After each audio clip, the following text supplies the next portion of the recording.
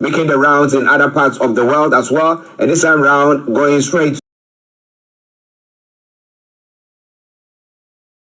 Yeah, my mic is on there right now. So enter our backup channel. If about Mureni Tiwanibe, enter our Koiki Media.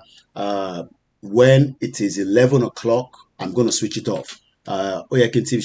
Just our quick lecture, Roy, but as usual, I'm busy. So I've been on the road as usual.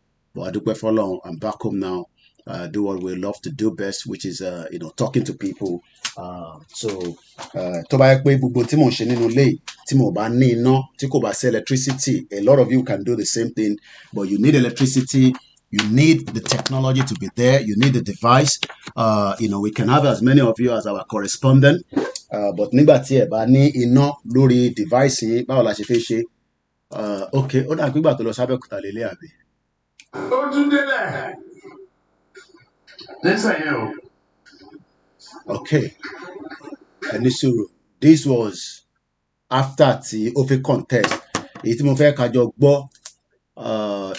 So let me first share the channel of the backup channel, and mo dẹ̀ ní láti post náà sórí Facebook channel wa ti Starr Radio tí mo fẹ́ sọ̀rọ̀ yìí láàárọ̀ yìí. So jẹ́ kí n kọ́kọ́ fún yín ní link backup channel so that kí gbogbo yín lọ síbẹ̀. A máa disconnect Facebook eléyìí náà so that ẹ lọ sí orí software later. So we want you to be with us on all the platforms, especially so that anyway, ahead of the game as well. So now I'm going to share the link so that kò ní sí pé Koiki rí link tó ń sọ yẹn ó kàn máa ní ká lọ síbẹ̀ ni kò yé wa. So now that link is right there. Mo ti posted nísìn. That is the backup channel. I can see it there. So ẹ gbọ́wọ́lé. Ẹ lè lọ síbẹ̀ kẹ́ lọ jókòó sínú ẹ̀ for now. In tí mò ń ṣe ó ń reflect níbẹ̀ náà. But tó bá ti di 11, I'm at disconnect ilé. If you really want to follow what we are doing, you have to also come along with what we say so that it helps everybody. We're really having problem with the Facebook. I don't know what is wrong with them. So, but I don't care because at the end of the day, it's now a platform. So by this stage, I might disconnect the Facebook, but probably use something else. But for now, let me bring that video back again. While it's just a minute video. And then we will continue talking. Few things I picked up in the Metro newspaper. Sorry, debrief for you before we go into Starr Radio. These are still about 12 minutes. So this was Tinubu again here. Let me bring the video back up here. So my laptop ni wa by yeah. Let's remove the advert. Nisuru Tinubu, Jagaban of our time. So now, at least everyone can see that is Tinubu there, right? So, this was 11 years ago. Abi, 11 years ago, they lay. So, I hope I can. Let me just play. If any credential, to whatever they are saying, it doesn't distract from the fact that I was at the convention. I was invited properly, and have an honored guest, position. So, who are they that I have need to prove anything to them? How was that? And what's their business? Is that about the high unemployment in this country? Is that about lack of food on the tables and in the kitchen of the poor? Is that about electricity that they cannot even properly privatize? Blackmailing the honorable minister and forcing somebody to resign because they want to turn it to family patrimony? Is that the cause of infrastructure that is lacking in this country? Is that shouldn't we even share knowledge, acquire knowledge to really understand what a nation needs? How prepared are you for next month's election? We are very, very prepared. The candidate is working hard. The party is working very hard. All our structure are in place, and as long as the election is well monitored, policed, and controlled, we are very sure of victory. All right, it's very sure it's victory, and it's already have that victory. Not Shesuru, Remani, Abikini Wonje, joining Tepoju. I just wanted to be on record. Voila, TikTok problem to mani alone here. Early little things I'm a flag. That is Tinubu there. The next one I'm just gonna play. The one that after Topi Sokwe Omulokan, because Motuli my laptop, I have 10 minutes and I have to prepare for Star Radio. Then Pella Roy. So I can't gbọ́n kan tó ń sọ nígbà tí ó fẹ́ contest tó lọ sí Abẹ́òkúta. That is the next video coming up. While I'm doing what I'm doing right here. Bí a tàbá parí Star Radio, máa ṣe analysis paper yìí tí nǹkan kankan wà mẹ́tì mo rí. So I'm gonna continue my own work here.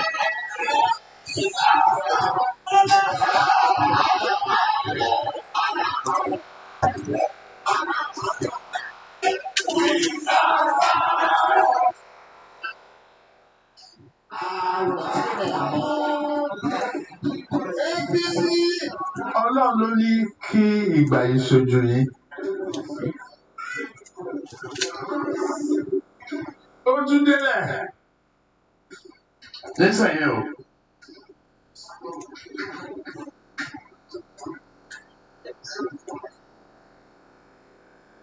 Àṣẹ o. Láti ìgbà tá a ti bẹ̀rẹ̀ lórí AG, AC, ACN, agbedori APC, oògùn ẹ̀fọ́rí.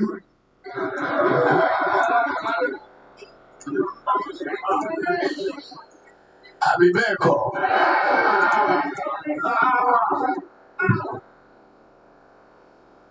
A fẹ́ ṣe é gbà yẹn.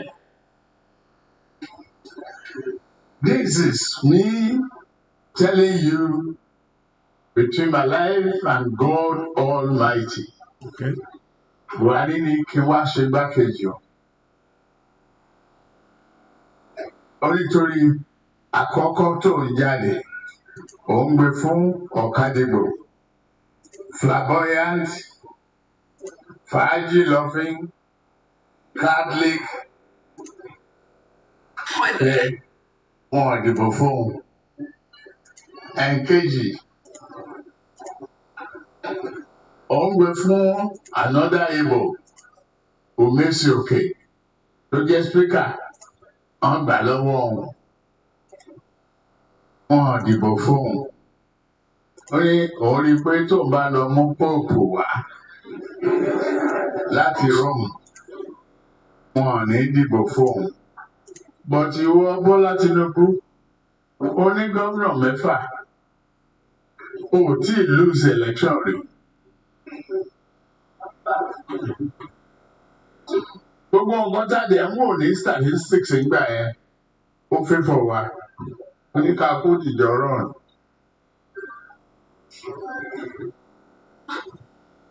Ó ní àti ìdí ibẹ̀ yẹn, kó tiẹ̀ jẹ́ ká to ẹgbẹ́ yìí tán. Ìgbà tá a tó tán, tá a mú àwọn PDP wọlé, Sàràkí rí i pé àwọn PDP ò ní rí nǹkan kan.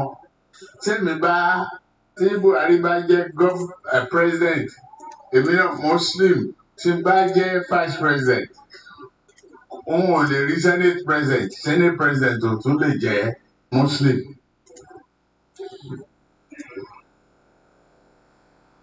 Wọ́n ti bẹ̀rẹ̀ sí campaign màdàrú ní ẹ wá. Mo léèyàn tó jẹ́ Christian, màá mú un lẹ̀. Ẹgbẹ́ yìí ò gbọ́dọ̀ fọ́, àdè gbọ́dọ̀ fẹ́. Bí n ṣe mú ẹni tó jọmọ yín sílẹ̀ nìyẹn. Ta ló ń sọ yẹn? Ó ń sọ nípa the nísòro. Ọ̀ṣínbàjò ló ń sọ yẹn àbí? Now, ṣe rí ẹ̀yin Yorùbá, mo sọ fún yín pé by the time tí Tinubu bá ṣe tán, ẹ sunkún ẹ máa bẹ̀ mí pé kí ló ṣẹlẹ̀. Sherry, it's all about the game. Tinubu knew what he wanted. Mo ń wo Ọ̀ṣínbàjò lánàá nísìn. I think Ọ̀ṣínbàjò, if I'm right, has now been given a new appointment. Gbogbo kò ṣe kankan sógun state. Gbogbo àwọn ọmọ Yorùbá máa ní ọmọ wa ni kó lọ ṣe, ọmọ wa ni kó lọ ṣe, ẹ jẹ́ kó ọmọ wa sáré lọ ṣe, tó bá ti ṣe ó máa mú dàgbàsókè wá because àwọn nǹkan ìtorí pé ìjẹkújẹ yín ẹ̀yin nìkan lẹ́wà concern wà concern nípa everybody. Ọ̀ṣínbàjò lélẹ̀ ó ń dúpẹ́ pé wọ́n ti fóun náà another appointment. Cap A announced Honourable Professor Yemi Ọ̀ṣínbàjò, Senior Advocate of Nigeria, Baba Rugbe, Pastor Ruga, as the new chair of the board of directors. Thrilled to announce my acceptance of the offer to lead Cap A as the new chair of the board of directors, excited to drive climate action. Wèrè ó fẹ́ drive climate action. Ìyà ń jẹ gbogbo wa ní Nàìjíríà. Ó ń sọ̀rọ̀ ọ̀rọ̀ climate action ló kàn wá. Anyway, ẹ jẹ́ ká máa gbọ́ Tinubu lọ. So Ọ̀ṣínbàjò ló rí fàásì pé òun mọ́ ọmọ yín sílẹ̀. Ṣùgbọ́n òun fún ọmọ yín ní position. Òun fún ọmọ yín ní position now. At the end of the day, ó fẹ́ kí ni mo fẹ́ sọ? Àwọn náà ti fẹ́ lò Ọ̀ṣínbàjò against Tinubu because wọ́n ní kí Ọ̀ṣínbàjò náà lọ gba ticket pé tó bá gba ticket á di president. Tinubu wá ń wonder pé but ebi lèmi fẹ́ sílẹ̀ náà. Ó ṣe wá jẹ́ pé ó fẹ́ jẹ́ lẹ́sẹ̀ jẹ́ Tinubu lẹ́sẹ̀ Jagaban dẹ̀ ni àbí àbó ń sinwin ni born bastard. Bó ṣe sọ fún Ọ̀ṣínbàjò pé orí ò pé èmi mo lọ mú ẹ wá. Mo sọ fún Adébóyè pásítọ̀ ẹ pé àáfà sílẹ̀ ìwọ wèrè wá dé ní sọfẹ́ jẹmí lẹ́sẹ̀ ṣé o mọ̀ pé mi náà fẹ́ dé bẹ́ẹ̀ ni ó yá gbóhùn sókè Tinubu.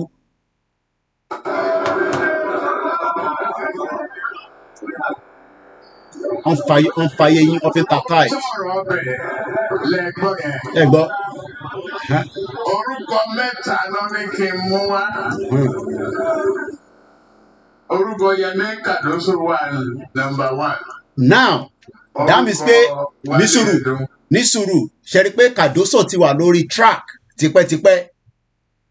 Tinubu nísìn ti fi Kàdóso síbẹ̀ kódà ó máa wà lára report tí máa give fún Starr Radio láàárọ̀ ìkọ̀mọ́rí kankan tí Kàdóso sọ kí ló sọ. Ó ní Kàdóso ìyẹn CBN governor yín ó náà máa clear debt. Fine, we want them to clear the debt so that kíyà má bàa jẹ yín. But tí Kàdóso bá ṣe ọdún mẹ́rin pẹ̀lú Tinubu tó bá tó rọ́dún mẹ́rin ṣe ṣèbí Tinubu ti lé Emefiele lọ nísìn bó ṣe máa lé Kàdóso náà lọ náà nìyẹn. Ó dà ń pé etí yín ó dà ń pé ó ń block ó dà ń pé ẹ̀ tí mò ń tà ń sọ. Yes, abẹ́ kó clear debt abẹ́ kí Nàìjíríà ṣiṣẹ́ kó flourish kémi náà wá ṣe business kémi náà ní business mi tó máa run. So tí Tinubu bá wá ṣe tán tí wèrè mi dé tí kò understand the policy èmi àtúnṣe wa kó gbogbo gbá mi màá tún padà wá sí London. Orí yín ò pẹ́ ní tẹ̀ ń sọ fún ẹ fẹ́ Tinubu yẹn born bastard ní gbóhùn sókè born bastard. Number 2. Mo ń gbọ́. Yẹmí Ọ̀ṣínbàjò. Olórí burúkú ẹ̀ ní sùúrù born bastard bó ṣe lọ fa Yẹmí sílẹ̀ nìyẹn. Ó ṣe tán nísìn ó tún wá fẹ́ di president òun náà ti débẹ̀ ó ti tọwọ́ pé ọmọ bíbá ẹ dùnkẹ́. Buhari wá sọ pé kó má wọ́rì ṣó lè gbà bọ̀dì fáwọn ọmọ Yorùbá ó ní kí ló dé tí mo lè gbà bọ̀dì máa gbà bọ̀dì kọ́kọ́ jẹ́ ká jí Nnamdi Kanu tá bá ti jí Nnamdi Kanu ká jí wá sí Nàìjíríà má sọ pé a jí o anybody bá ti ń bí ẹ wàá sọ pé ó create a crime against Nigeria ó create a crime. Mo sọ fún yín pé gbogbo tí Tinubu fẹ́ ṣe it's okay kò sí nǹkan kan tó wrong níbẹ̀. Ó ti gbé àwọn the best brain ọmọ Yorùbá ọmọ Igbo ọmọ Hausa kó gbogbo wọn síbẹ̀ ẹ fix Nigeria fún mi. Ẹ wo the first video yẹn after tó bá ṣe tán kí ló máa ṣẹlẹ̀ ẹ jẹ mo yóò yà ẹ dáwà lórí Koiki Media a máa pa nísìn ẹ lọ bá join ni because mo gbọ́dọ̀ switch sí Starr Radio nísìn 1 minute mo ní ẹ lọ join ni backup channel yẹn thank you so much we gotta go now and then ẹ̀yin tó kù ẹ máa gbádùn Starr Radio tó kù lọ. Àwa máa wà níbàyí ojú ló ń kán ìbòjì bẹ́ẹ̀ ni once they taste the power ẹ ṣe gan ni ìyá mi Tèmiládé kò ní bàjẹ́ fún yín. We are not against Tinubu.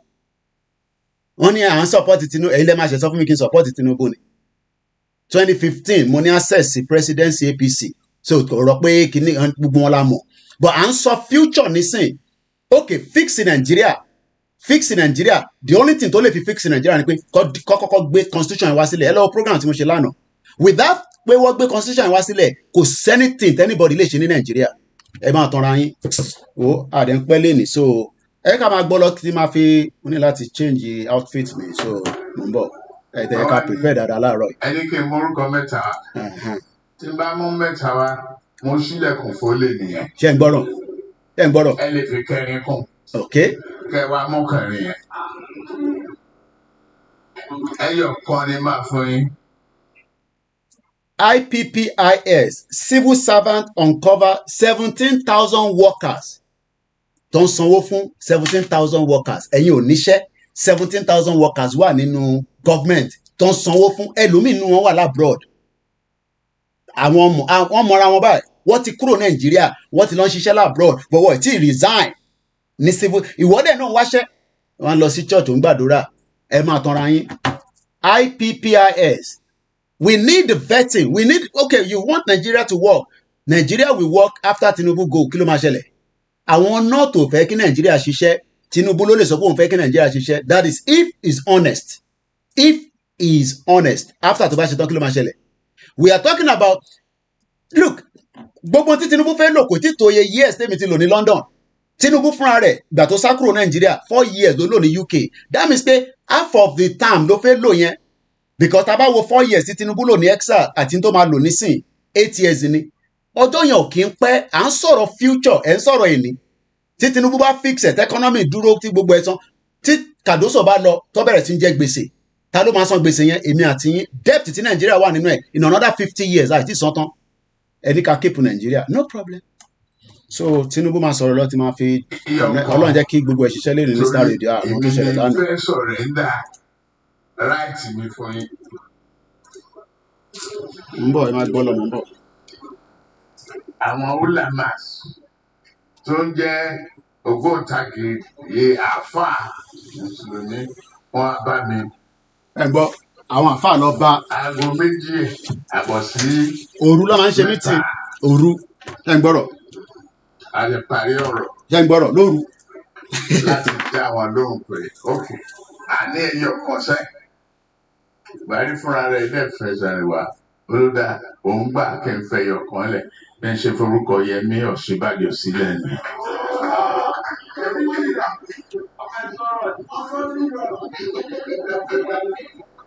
Ó tọrọ ọbẹ̀ nìyẹn.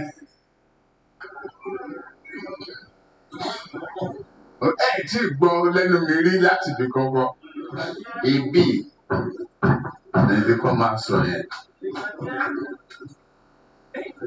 Wípé kó má dàrú, kó má bàjẹ́, orílẹ̀-èdè Yorùbá káàtì ẹ̀ lè débẹ̀ ká gòkè díẹ̀.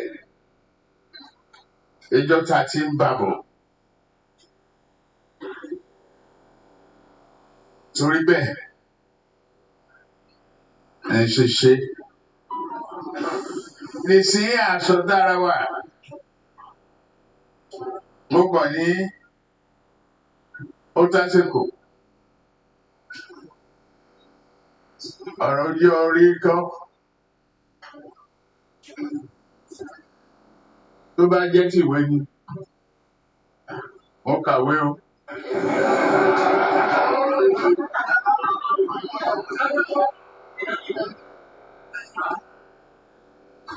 Tó bá dẹ̀ jọ́rọ̀ àgbà ni èmi lẹ́gbọ̀n. Wọ́n dẹ̀bí méjì ní ọmọ ní ìkan ṣáájú pẹ̀gbọ́n.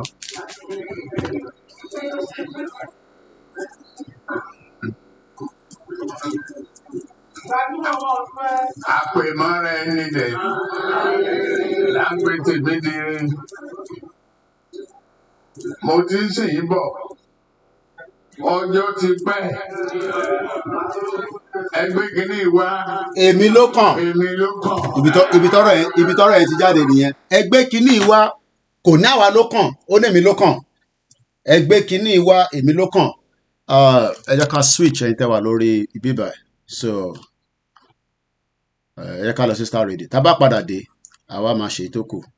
Ẹ jẹ́ lọ Starr Radio. Archie ti ń dúró dè mí ní studio. Ó náà òun ló kàn. Yes, òun ló kàn lóòótọ́. He has the right, you know. Ó kàwé náà, a lè ní kó kàwé. But the question is, tí Tinubu bá wà honest, ẹ sọ fún pé 1999 constitution yẹn ó gbọ́dọ̀ gbé wálẹ̀.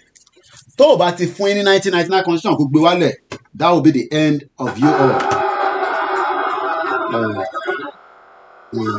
Everybody were excited. Jagaban for sure. So, all right, Jagaban, a padà. A ti gbọ́. Níwọ̀ kọ́ ló kàn. Ìwọ náà ló kàn náà, ta ló ń bẹ jà? Dáwà lórí backup, I'm lọ sí studio nísìnyí, so ṣé kò sí any music? All right, I'll wait till the last minute. So everything might go quiet, but sound yẹn máa jáde later.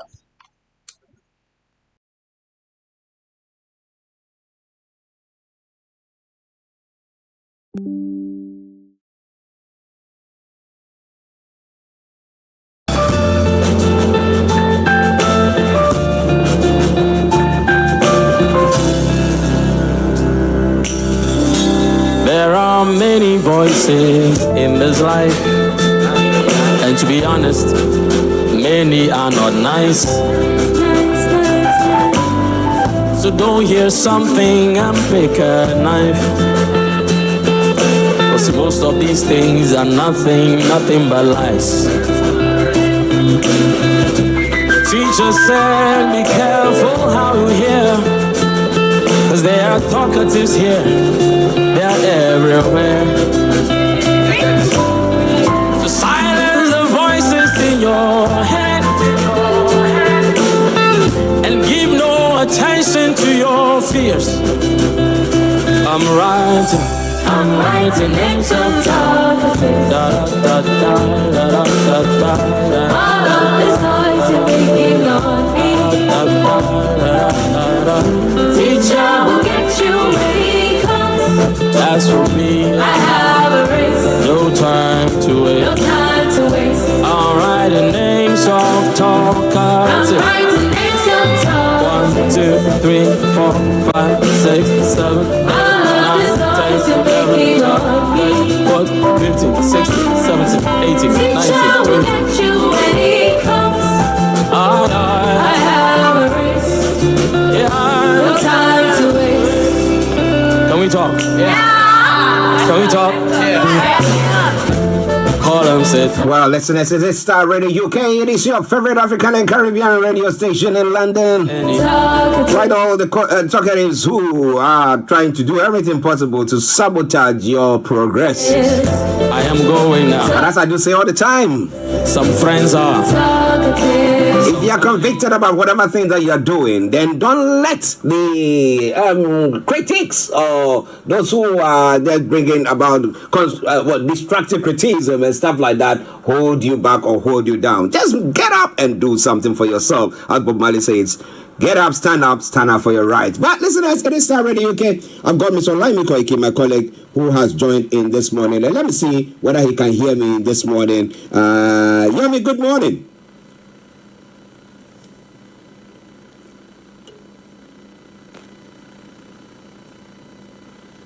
Okay, Yomi, your line is very, very faint. But let me see whether it's from my end. Can you hear me? Okay. Listeners, we can hear you, but it's a bit faint. But we'll still go on whilst we. Okay. Just a moment. I need to do something. Quickly as we. Let's see. It's here. All right. Okay. We'll go on. Let's see whether you can hear me loud and clear, right? Okay, so it's me who cannot hear you very, very well. Listeners, just bear with us. Enjoy the rest of the a bit of the music, more of it, and then I will bring you. It's not going off. It's just going to be on. It's like my favorite song on this album, y'all.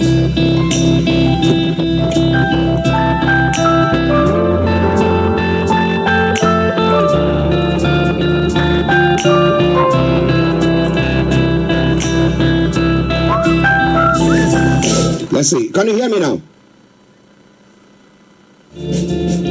Okay. It's no secret in our world. People like to talk. The things they know and the ones they don't. They will spread lies and rumors just to be known. So why are you wasting your time like this? Hearing those things that break your heart. Give no attention, give no thoughts. Cause people talk, but they'll never help you walk. So whenever they speak, look up and you will see a broken pencil and a sheet. And tell them, say, I'm writing names of properties. Yeah. Okay, let's see whether Yomi can hear us. Can you hear me? Okay.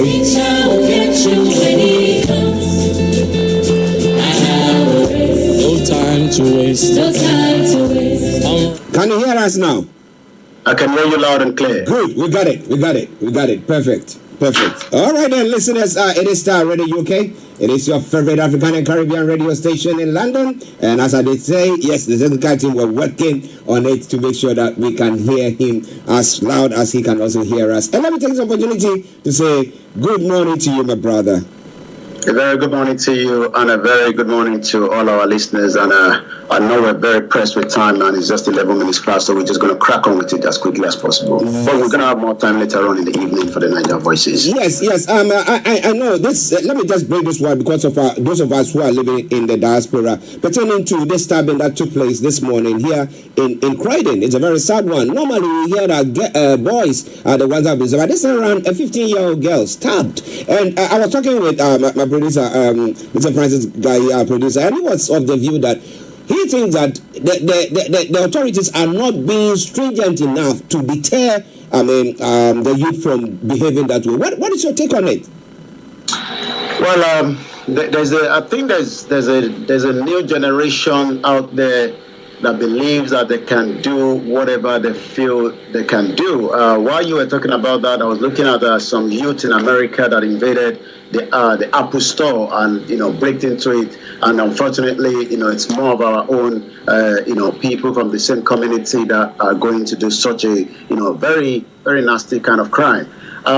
When you talk about the knife crime, it's not new in the society, but again the question is how do we get the female that have now also become the gangs? There's all kind of different gangs, and we witness death of young black Caribbean that have been killed through the knife. And I believe the Home Office was working tirelessly because sometimes these youth are stopped, and some of us are very angry and bitter from the way they are rough-handed. But sometimes by the time they are seen with kind of weapons that could easily kill individual. I mean, I'm just picking up the news from the one you're talking about in Croydon. Again, there was another one that happened not too far away from me as well. Which was it's not a.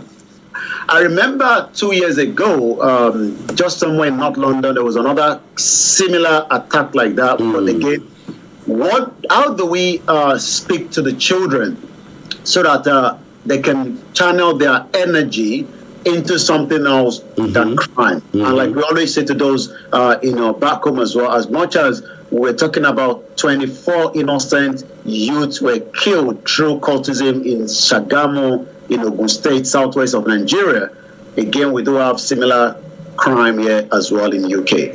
Well, listeners, a sad one to the family. We have said it once again. Our condolences, and to the little girl. I mean, a 15-year-old girl. May her soul rest in perfect peace. And we hope that the authorities and the community will find a way of trying to address this issue, because it's not going well when it comes to that. But listeners, it's Starr Radio UK, the Wednesday edition of the morning show, with Mr. Olayomi Hrh in our North London studios. I'm actually here in the South studios, and we are bringing you updates from Nigeria. Well, we've been talking about the Nigeria Labour Council that have been telling government, you know what, we're going to be embarking on strike because within the palliative and everything that has gone on. However, we thought that maybe the government was meeting them somewhere or halfway there, but it looks like it hasn't. It's not. That's not what exactly is happening there. And we have them saying that they're going to embark on an indefinite strike. Yomi, tell us more about that.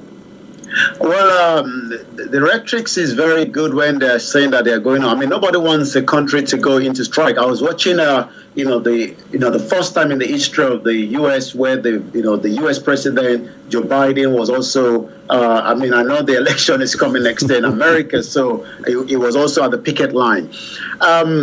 Are we going to really go on a full strike? That will be just about almost 48 hours after the Independent. The Independent is coming up on the 1st of October, which is this Sunday, and the strike is meant to come up just like the 48 hours after that. The federal government have now invited organized labor to a meeting in what could be the last-minute bid to stop the planned October 3rd nationwide strike. This time around, it is. Remember that last week we talked about the TUC were not really embarked with it, but it seems now that the two of them have come together, both the Nigerian Labour Congress and the trade union, yesterday have now confirmed that the two unions have now given the go-ahead. This is no longer, we are not going to. I mean, they've actually released the go-ahead.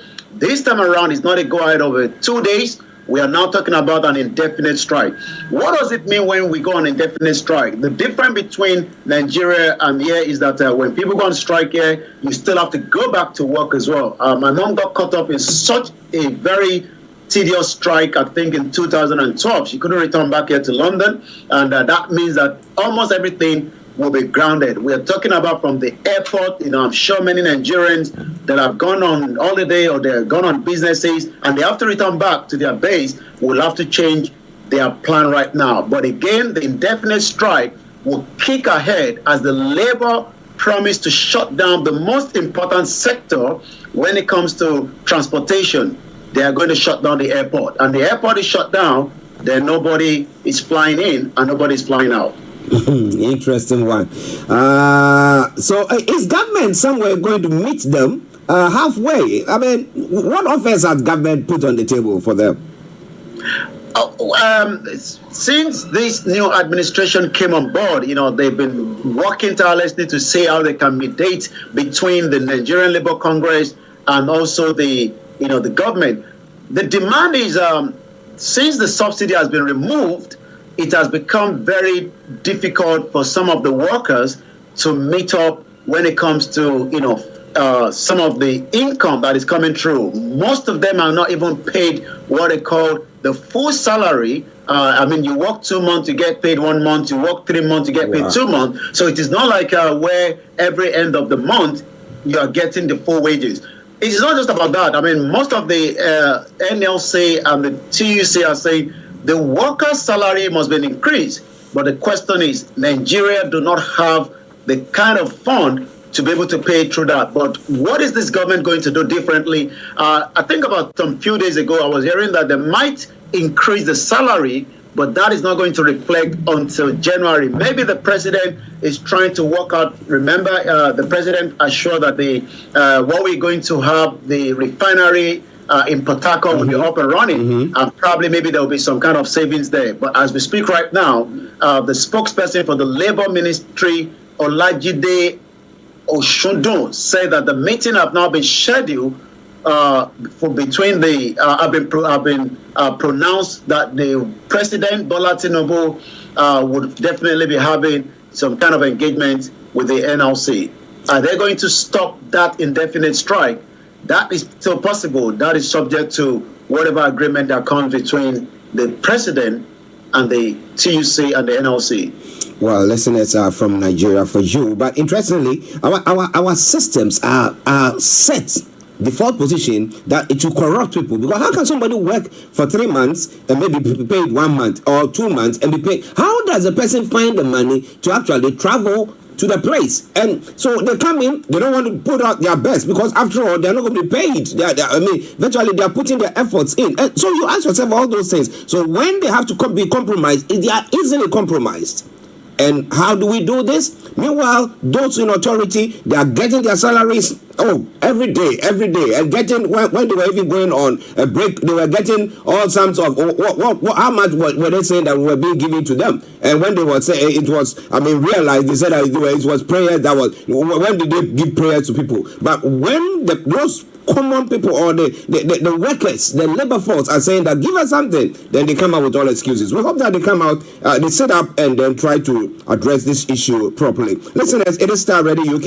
It is your favorite African and Caribbean radio station in London. Now, because of time, so let me just crack on this one quickly, and then I'll leave the rest for Mr. Olayomi Hrh. Nigeria military had to focus on Nigeria's unity and democracy. Well, they are in the south, east, doing all sorts. The southwest, as and when I remember when Chief Dr. Sunday Igboho was there, and then there was that Yoruba Nation campaign. It wasn't a rowdy one. It was just people rallying. Okay, and we had the military or the security agency, let me put it that way, going and shooting somebody, killing the person. I remember the Lagos one, and scattering and all sorts that is happening. So what is the military now going to do to bring the country together, especially when people are thinking that we are being marginalized and we want out? Yomi.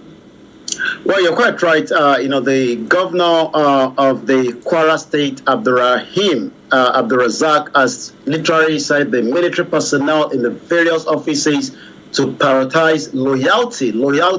I think, the reason why they're putting that out, maybe because of the coup junta in Niger. It seems that the loyalty was no longer there in Niger. The loyalty was not there in Gabon. Are we going to see the loyalty between the military and the government? Is a question. Mr. Abdulrazak advised the military to note that democracy remains the key for Nigeria as a country, which forms a part of the global village. The governor actually gave this advice yesterday while speaking at the 45th Basic Medical Quality Course, Nigerian Navy College of Health Science in Offa, the headquarters of the Offa local government area. The Kwara State has 16 local governments, and Offa is one of those local governments.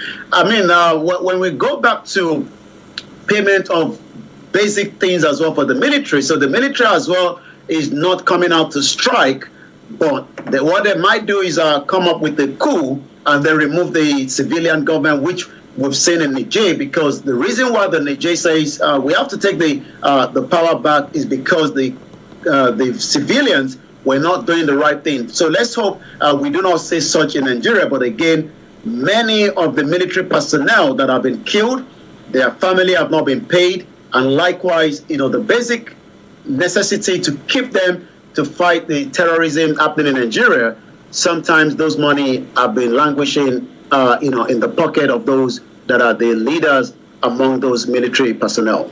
Well, I hope that the loyalty that they are calling for is a proper loyalty, and not that because they want to be protected and therefore you have to be loyal, really? When you are enjoying and the person is suffering or in the battlefront is not gotten the necessary logistics to do whatever job that they're supposed to do. What do you think about that? Oh, let me say good morning to every one of you on the YouTube channel and all the sister broadcasts, the platform that you are all listening to us from there. We salute each and every one of you. Now, IPPIS civil servants, that's what they're saying, civil servants uncover 17,000 workers' names removed and replaced with personal special assistants. Is it happening in some states, or is it across? What's happening? You know what I mean? Well, according to the Association of the Senior Civil Servants of Nigeria, has called on over 17,000 of his members allegedly delisted from the Integrated Payroll and Personnel Information System to remain calm. This issue has been going on between the previous administration and the civil servants. According to the ASAN National President Ethan Okon, who disclosed this yesterday at a news conference in Abuja, said that the measures were being taken to address the situation. Mr. Okon was reacting to a report stating that over 17,000 core civil servants were said to have been delisted from the IPPIS portal. Mr. Okon said the affected workers should remain calm as measures were being taken. What is the reason for this? I think the federal government wanted to confirm that many of those that are working as well as to be paid the right amount of job that they are doing. But the ASAN leader expressed concern that the most genuine civil servants' ignorance of the verification exercise while it lasted. We have received those information, but he had quickly swung into action to interface with the government through the right department. Okay, listeners, it is Starr Radio UK. It is your favorite African and Caribbean radio station in London. Updates from Nigeria with Mr. Olayomi Hrh. Let's allow him to bring us the rest of the story that's making the rounds. Over to you, Yomi. Thank you so much, Mr. Archie, and once again, a very good morning as the country goes into what we call the Eid al-Maulud prayer for Nigeria. The president tells the Muslims. President Bola Tinubu yesterday urged Muslims nationwide to pray for Nigeria, which he said is at an important junction as his government takes all necessary measures to make the country secure and also economic viable. Let's go back again to the new CBN governor, Cardoso, to clear the dollar debt, suspend intervention loan as well. The new governor of the central bank has now been confirmed by the Senate yesterday. Olayomi Cardoso said he will prioritize the clearing the apex bank's backlog of unsettled foreign exchange.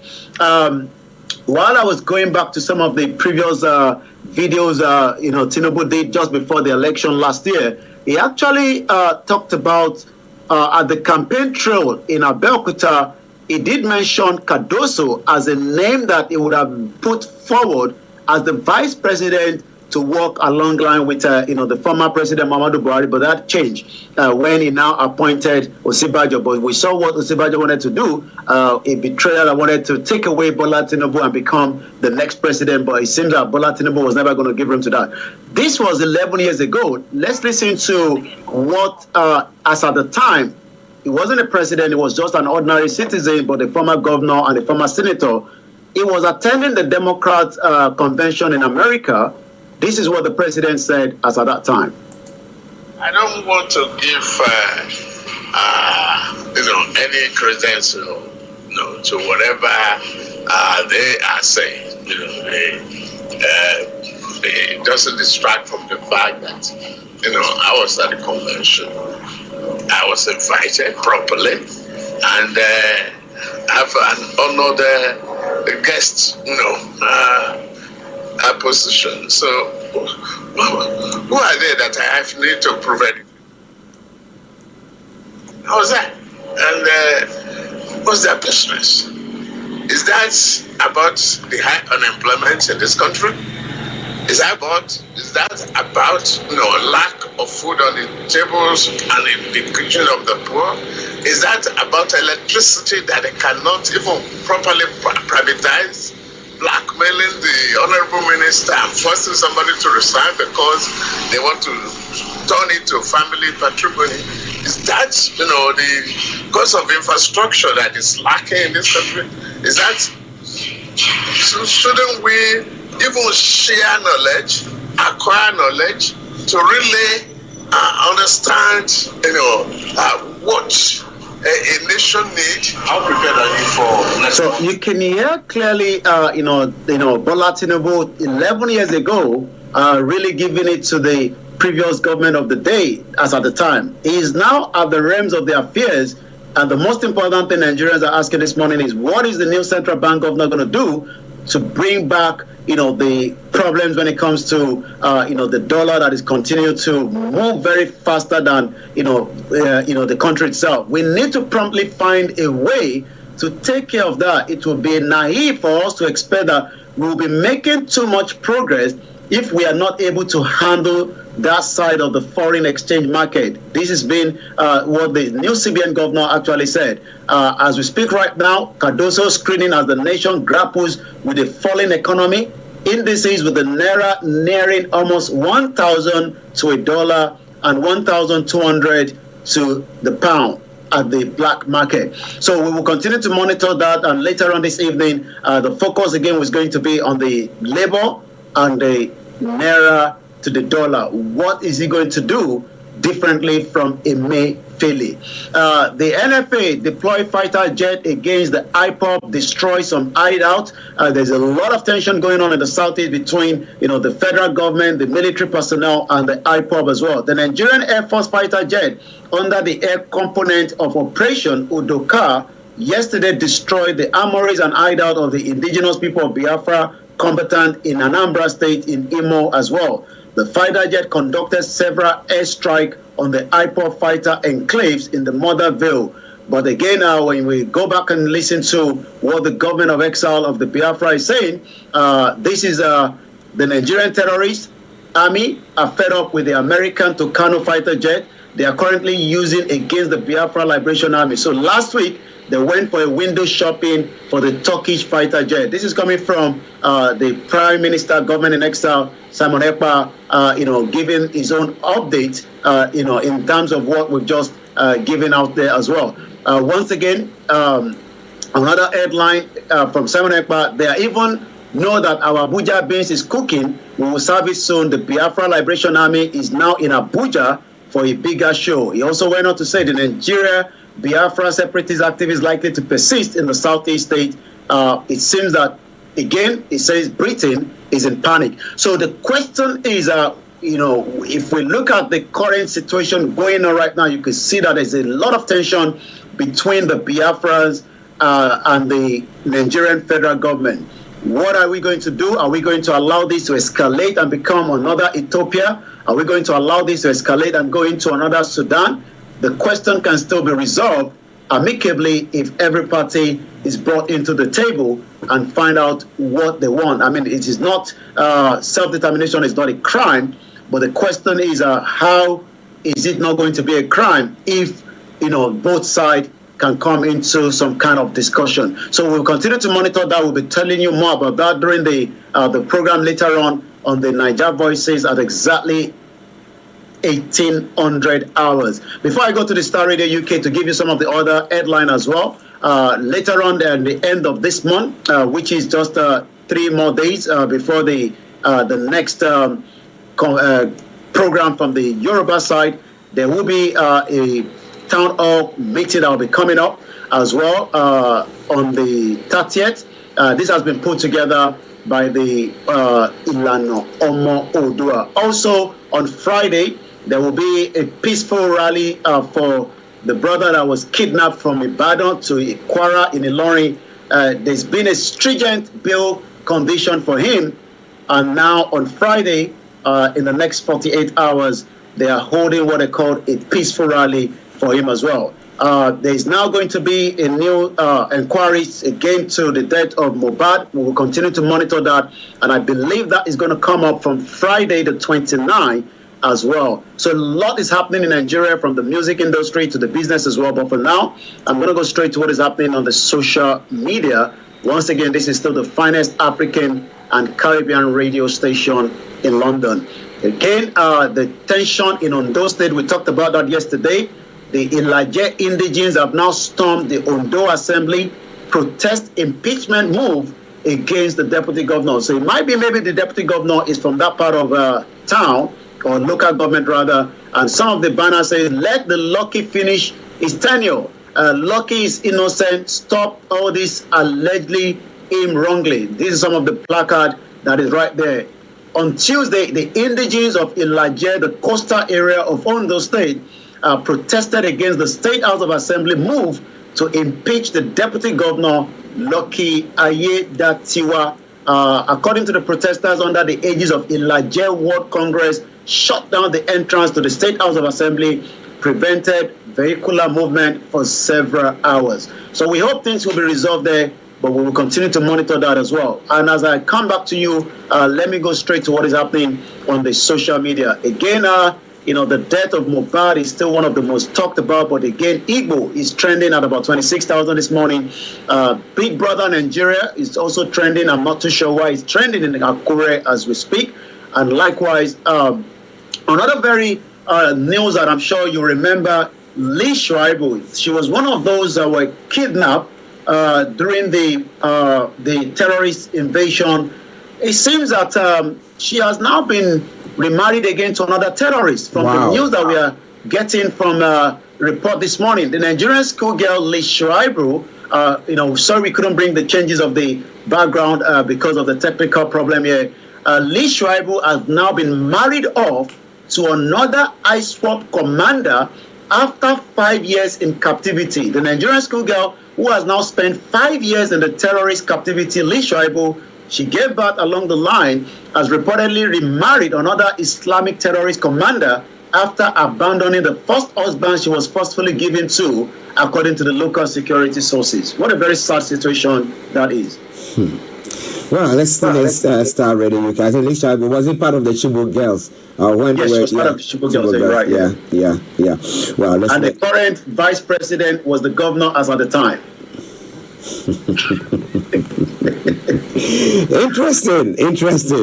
Well, when it comes to the Southeast and the Southwest, now, I was thinking that by this time the president should have at least tried a jaw, or as some people put it, carrot and a stick method to actually bring them on board, have a chat, and then maybe see a way forward. But it doesn't look like, for how long has the president been in power? More than 3 months now? More than 100 days now. And he's still not talked about it. And all that we are hearing is that the security operators are in the Southeast, are bombing places, the IPOP, what are they calling it?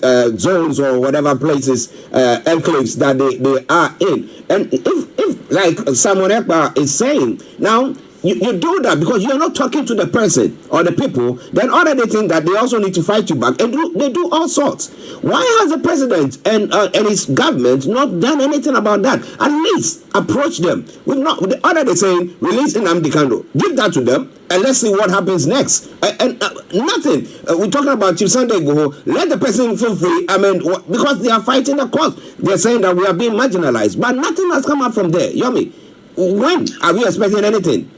I think the president is probably trying to settle down a little bit more. 3 months might still be too early, especially with the current economic situation of the country. But you're quite right, and we got to be, honest. There's a lot of tension going on between, the federal government and the Biafra. It is like this might become, a major headline news. We are still discussing it within our community right here. But in the next few weeks or months, as the tension is not resolved, there will definitely be some kind of engagement.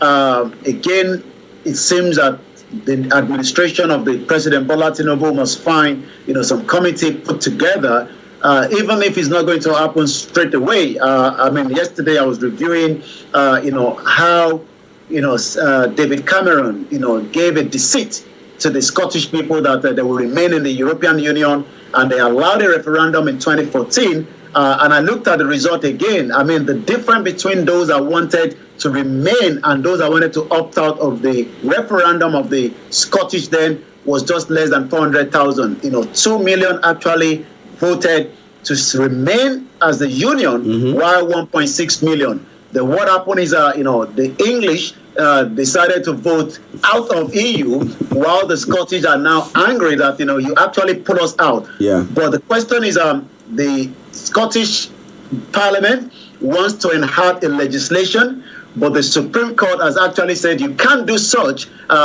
And this union have been together for 1700. The union between what we are now calling the Great Britain was 1707. And if the Scottish people are saying, we don't want to be part of that union anymore because you actually deceived us by saying we will remain in EU, the question is, can a country that is still less than 150 years, even though as much as people might say it might still be too early, but the foundation has been faulty.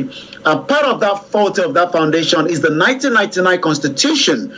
The question a lot of us are asking is, will this new administration scrap the old 1999 Constitution and bring in a new constitution? Nigeria will not be the first country in the world to allow a constitution. I reviewed back and I went back to Chile. Chile had a constitution after Pinochet was a military dictator for almost a very long time. Yeah. In 2019, there was a riot in Chile. There was a lot of disruption. They put down this constitution. But the question is, if you want Nigerians to remain together, you must find a kind of line, an equator line, as they say on the map. But it seems that if you are not finding that, then the bubble continues to bubble until it explodes itself. Well, we hope that things do not escalate, because if they escalate, I mean, people lives, even at the moment, lives have been lost, and people's properties and way of living is being destroyed. So we want the government to hearken and act swiftly so that it doesn't escalate to something else. You just have to see what is currently happening in Azerbaijan as we speak right now. There's tension right here, right now. Almost 20,000 people are moving out. Again, it's all about the ethnic cleansing there. So we hope that this new administration will not sit away and do like the former President Muhammadu Buhari, that wanted to do everything to remind the Biafra how they were dealt with in 1967. Well, let's start already. Okay, this evening, what are we looking at when it comes to Niger Voices? Are we going to see the indefinite strike, or should we say it's just another bluff from the NLC? That is going to be the focus, and the rest will be discussion about everything that diasporas and Nigerians put at home, which is the dollar. Do we really need to have enough dollar, and what is the new CBN going to do? So it's all about the NLC and the new CBN. How Nigeria matter go end? end it. End it. So it's a continuity. I hope you enjoyed that the brief there from the Akalamago. My brother, how you doing, sir? Ako Jojo Sheri. So, à ń gbọ́ èmi ló kàn lọ lẹ́ǹkan.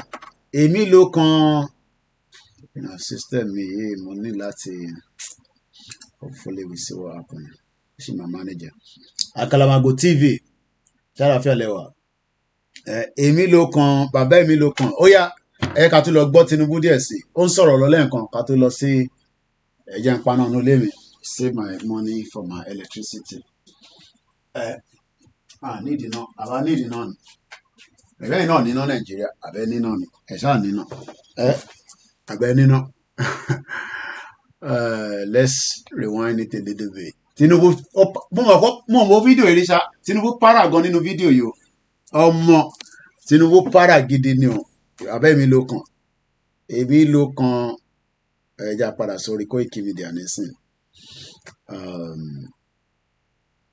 Orí ẹ̀ borí àwọn ìtọ́fin fọ́gbọ̀n lórí ẹ̀. Jagaban. Àtíkù ṣàfi gba gbogbo result ẹ̀. Àtíkù fi destroy Tinubu. Wíwọ́kẹ̀. Gbogbo tó tọ́jú pamọ́ yẹn, a máa kó bọ́tà ni. Àtíkù fi ná last cover ẹ̀ lórí Tinubu. Ṣé rò pé kí lè rò pé Àtíkù fi ṣe? Àtíkù mọ tó ń ṣe náà. Àtíkù fi ná gbogbo last cover ẹ̀. Ọlákúnlé, how you dey? How dey go dey go? Alright, ẹ jẹ́ ká tán kí n tọ́ Koiki Media mi padà again. So at least I think I have actually few hours. Mo kàn fẹ́ pẹ́ púpọ̀ ni. Torí mo ṣì ní láti padà wá ní 6, so a gbọ́dọ̀ sọ gbogbo ọ̀rọ̀ tán nísìn. But only nǹkan kan ni mo fẹ́ discuss lórí paper tààrọ̀ ní orí Metro. There are few things I saw there that will be, worth discussing. So I can start ilé padà.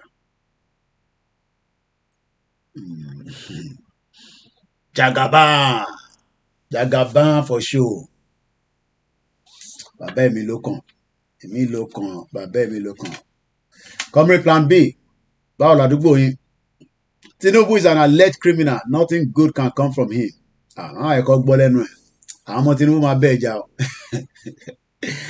ẹ káwọn Tinubu má bá yín jà èmi nìkan ló ń bá jà everybody tí mọ bó ṣe ń lọ báyìí aláì ta ló ti jẹ breakfast èmi ti jẹ breakfast láàárọ̀ yìí o ta ló ti jẹ breakfast èmi ti jẹ breakfast láàárọ̀ yìí ṣẹ́yìn náà ti jẹ breakfast torí èmi ti jẹ breakfast èmi o ta ló ti jẹ breakfast tiẹ̀ náà ṣẹ́yìn náà ti jẹ breakfast àbẹ́ẹ̀ ti jẹ breakfast mo ṣeré o ẹyin àti bread ni mo jẹ kódà mo lè jẹ tán gan sef pẹ̀lú sardine ìtókùnù tí mo jẹ lélẹ̀ sórí tó kù nìyẹn ibi tí mo jẹ dé nìyẹn ìtókù àwọn àdánù ni sardine nìyẹn odindi sardine mẹ́ta mo kàn lọ waste ilé ẹyọ kan pẹ̀lú bread ẹyin mẹ́ta ni máa ń dín ọmọ àgbàlagbà ní mo gbọ́dọ̀ máa jẹ ẹyin kékeré ẹyin mẹ́ta ni máa ń dín sórí nísìn pé ẹni tó bá ti jẹun orí ẹ̀ láti pé bọ̀ tó bá jẹun ó máa ṣìwà wò ni wàá dẹ̀ ra mú apple juice so èyí tó yẹ ká máa dán ní London nìyẹn ló ti rí ọ̀rọ̀ ibi kọ́ ló ń pa wá èyí tí mo jẹ ni so èyí tó kù nísìn ọlọ́dàánù nísìn láti ṣe tán a dẹ̀ ní bingo tá máa fún èmi ò lájá tó wáyé kí mo lájá nísìn ni a ní bingo bingo bingo ó yá wàá dà fún o lè lọ da oúnjẹ síta ọlọ́run àìkọ́ ọlọ́pàá lọ dá mi dúró ẹ̀yin náà ti jẹun ìyá mi Grace Olúṣòótọ́ ta ló ti jẹun láàárọ̀ yìí ta ló ti jẹ búrẹ́dì àtẹ̀wà ṣọ́ọ̀ṣì máa ń tẹ̀wà gọ̀yìn ní Nàìjíríà ṣọ́ọ̀ṣì máa ń tẹ̀wà gọ̀yìn Comrade Plan B ṣọ́ máa ń tẹ̀wà gọ̀yìn ṣọ́ọ̀tẹ̀ máa ń ta ní Ìbàdàn mo pa ẹ̀yìn ará Ìbàdàn àmàlà ni tí bá ti wálé padà so lè imagine nísìn pé ebi kọ́ ló ń pa wá àwa wà concern nípa ẹ̀yin ṣẹ́yìn wà concern nípa ara yín that's the question you should ask yourself at least àgbàlagbà nínú ilé ẹ gbọ́dọ̀ lè ní oúnjẹ tẹ́ fẹ́ jẹ kàmáì tí wàá sọ àwọn ọmọ kéékèèké tó wà nínú ilé and Nigeria is still the senior concerned ṣe empire of wọlé ni ọyọ jẹ́ ń gbé wọlé lórí TikTok reason tá a ṣe ń pariwo a ṣe ń sọ fún yín pé tẹ́ bá ní Tinubu máa ṣe fine but by the time tí Tinubu máa fi ṣe 1 year mo fẹ́ máa rí oúnjẹ lórí tébù yín Abdullahi náà ti jẹun Abdullahi sọ pé òun náà ti jẹun ta ló ti jẹun láàárọ̀ ẹ má pa tàárọ̀ mọ́tò sàn mo fẹ́ kẹ́ jẹ́ separately ni this is the reason why ebi kọ́ ló ń pa wá bí mo bá tẹ̀ lówó oúnjẹ wà nílé oúnjẹ wà nílé inú wa ò dùn tá a bá rí tẹ̀ ń wá sórí social media tẹ̀ wá ń tọrọ owó fún oúnjẹ kò make sense kí ló fi ń ṣe bread ẹja yẹn nísìn tó bá yẹ pé ẹyẹ ń jókòó báyìí tó bá yẹ pé a ní proper system tó ń ṣiṣẹ́ tí àwọn Fúlàní ò disturb wa tó yẹ ká má lè ṣe nǹkan àgbẹ̀ àwọn kan try wọ́n ṣe kò ń yẹ pé Nàìjíríà àwọn èèyàn lówó nínú Nàìjíríà àwọn èèyàn lówó àwọn kan wà òkè mo rí ìyàwó Fẹlá Dúrótoyè ó post máa kan kinní kan Jakes ó dà pé màá bá yín sọ̀rọ̀ sometimes I just laugh Nigeria na cruise mo ń bọ̀ ẹ jẹ́ kó lọ síbẹ̀ yẹn náà ṣé ń gbọ́ gbogbo yín gbọ́ mi dáadáa at least ká kọ́ sọ̀rọ̀ 1 hour so that màá lè ní enough time mo tètè sùn lánàá gan ẹ mọ̀ kí tí bá ti lọ ní night shift bẹ́ẹ̀ èyí tí mo lọ níjọ́ Monday lọ sí airport yẹn ó tẹ̀ ọ́ lára because ó ti pẹ́ tí mo ti ṣe journey bẹ́ẹ̀ Instagram mi dà ẹ jẹ́ lọ sórí Instagram ó náà pórí ìyàwó táwọn èèyàn bá wá sí Nàìjíríà a máa pọ́n wọn lé Fẹlá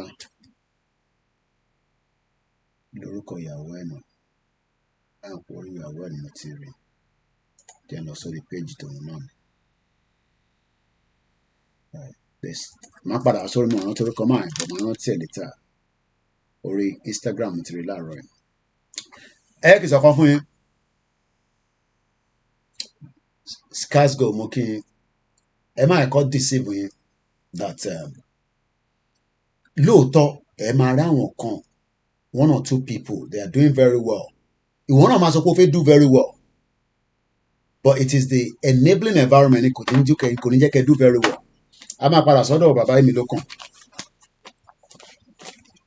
Woman, Home Secretary wa ni, ó lọ sọ̀rọ̀ l'Amẹ́ríkà ní àná, ó sọ̀rọ̀ lánàá. Kí ló sọ lánàá?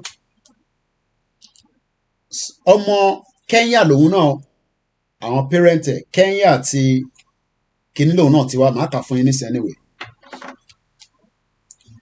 Sule Braveman has savage, outdated United Nations rules on refugees, saying the threshold for claiming the status has become too low and it has made it easier for people to claim asylum. Why are Why are people claiming asylum? Why are people running away from their own territory? It is because when the society is not working, when there's problem around the world, problem to create, bite one listen. Let's continue.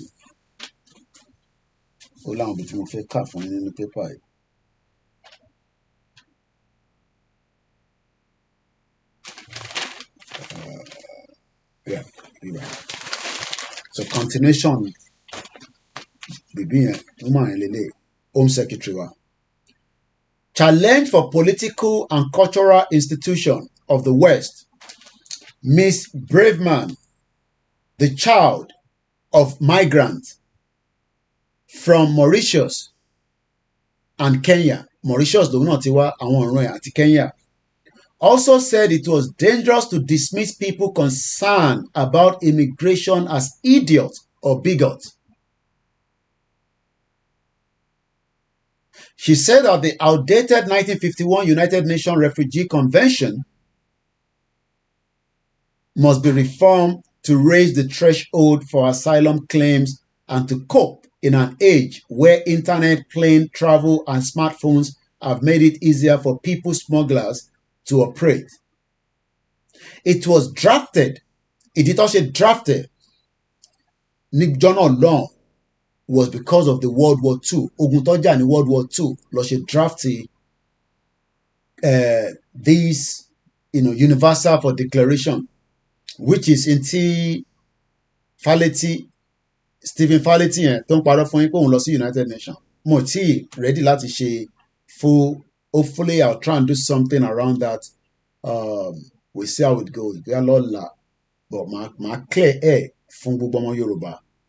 Lórí ibi tí Falleti lọ yẹn, my clear air fún yín so that your mind will be at rest. Kò sí nǹkan tó ń jẹ́ pé dúpẹ́ ti declare gbogbo yẹn nonsense ló ń sọ.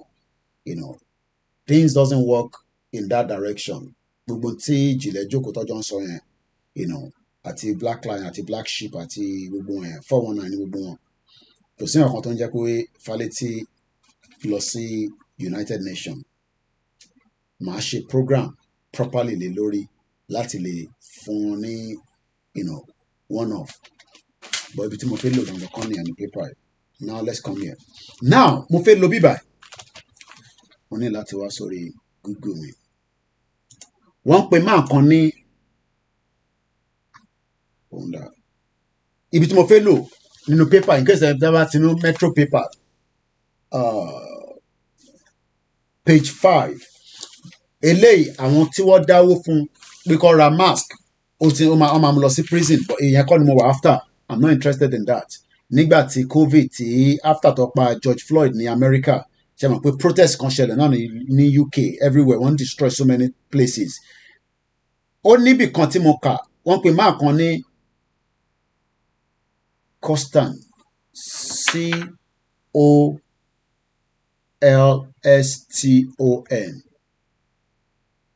Edward Costan ó dà kó náà ni. A sì máa ṣe full program lé lórí tí bá ti wà lórí software so that ẹ lè rí picture bí wọ́n lè move but máa wà lè move laptop mi later láti jẹ́ kẹrin. Ta ló ń pè ní Edward Costan? Edward Costan Colston. Kerry Nigerians do not really know the real background of that messed up country. I mean, I didn't know as well as much as what we know now. And I'm grateful that we've been able to know much compared to Nkota. So every time somebody like me, Tiban, follow news, Azerbaijan is saying it's got to do with ethnic cleansing. There's a lot of problem going on there, which is almost same problem. That I not face. Muki Baba Kunle Shita, Muki Kunle Bakers, I think the rest of those of you on the thread. Man yi, ẹ jẹ́ kí n fi picture wọn yìí kókó kẹ́kọ̀ọ́ rí image yẹn. Ohun dà gangan. I think, I mean, let's see if we find some kind of nice picture of him. Edward Costa Nunje. All right, I think on Lele. Okay, BBC image Lele. What jaire yan wale? Ire what jawale? No boka Lele. Edward Costa. Àwọn ìbò ti báyé jẹ́, wọ́n ti destroy wa gan. Mumbo, my friend Edward Coston. All right, this is him.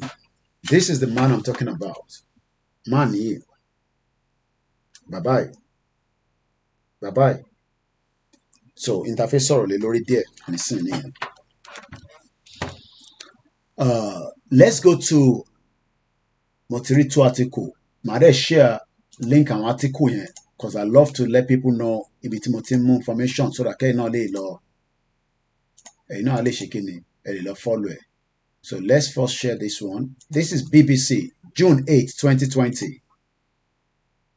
Bonu Metro tèmi, so in tó bá wà ní UK, tẹ́ bá sì jáde before kó tó kó paper kúrò ńlẹ̀, ẹ mọ̀ kó tó máa kó paper ilé kúrò ńlẹ̀, ó máa wá gbé Evening Standard wá, so ẹ sì lè pick ẹ̀.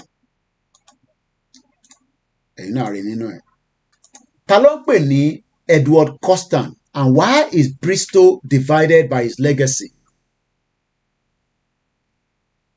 Oh yeah, a ṣe ń padà bọ̀, mo pọ́sẹ̀ ni, èmi ló kàn, òun nìyẹn. Àpèmọ́ra ẹni lẹ́yìn. Gbogbo yẹn ìtàn ni àpèmọ́ra, ó ṣáà ti jẹ president, so gbogbo yẹn tó kù mí sí ni pé fix Nàìjíríà fáwọn èèyàn kó lè jẹ breakfast, èmi ti jẹ breakfast èmi nísìn, okay, so káwọn èèyàn lè jẹ breakfast, kó jẹ lunch, kó lè jẹ dinner, gbogbo tó ń sọ yẹn jágbajàgba ni.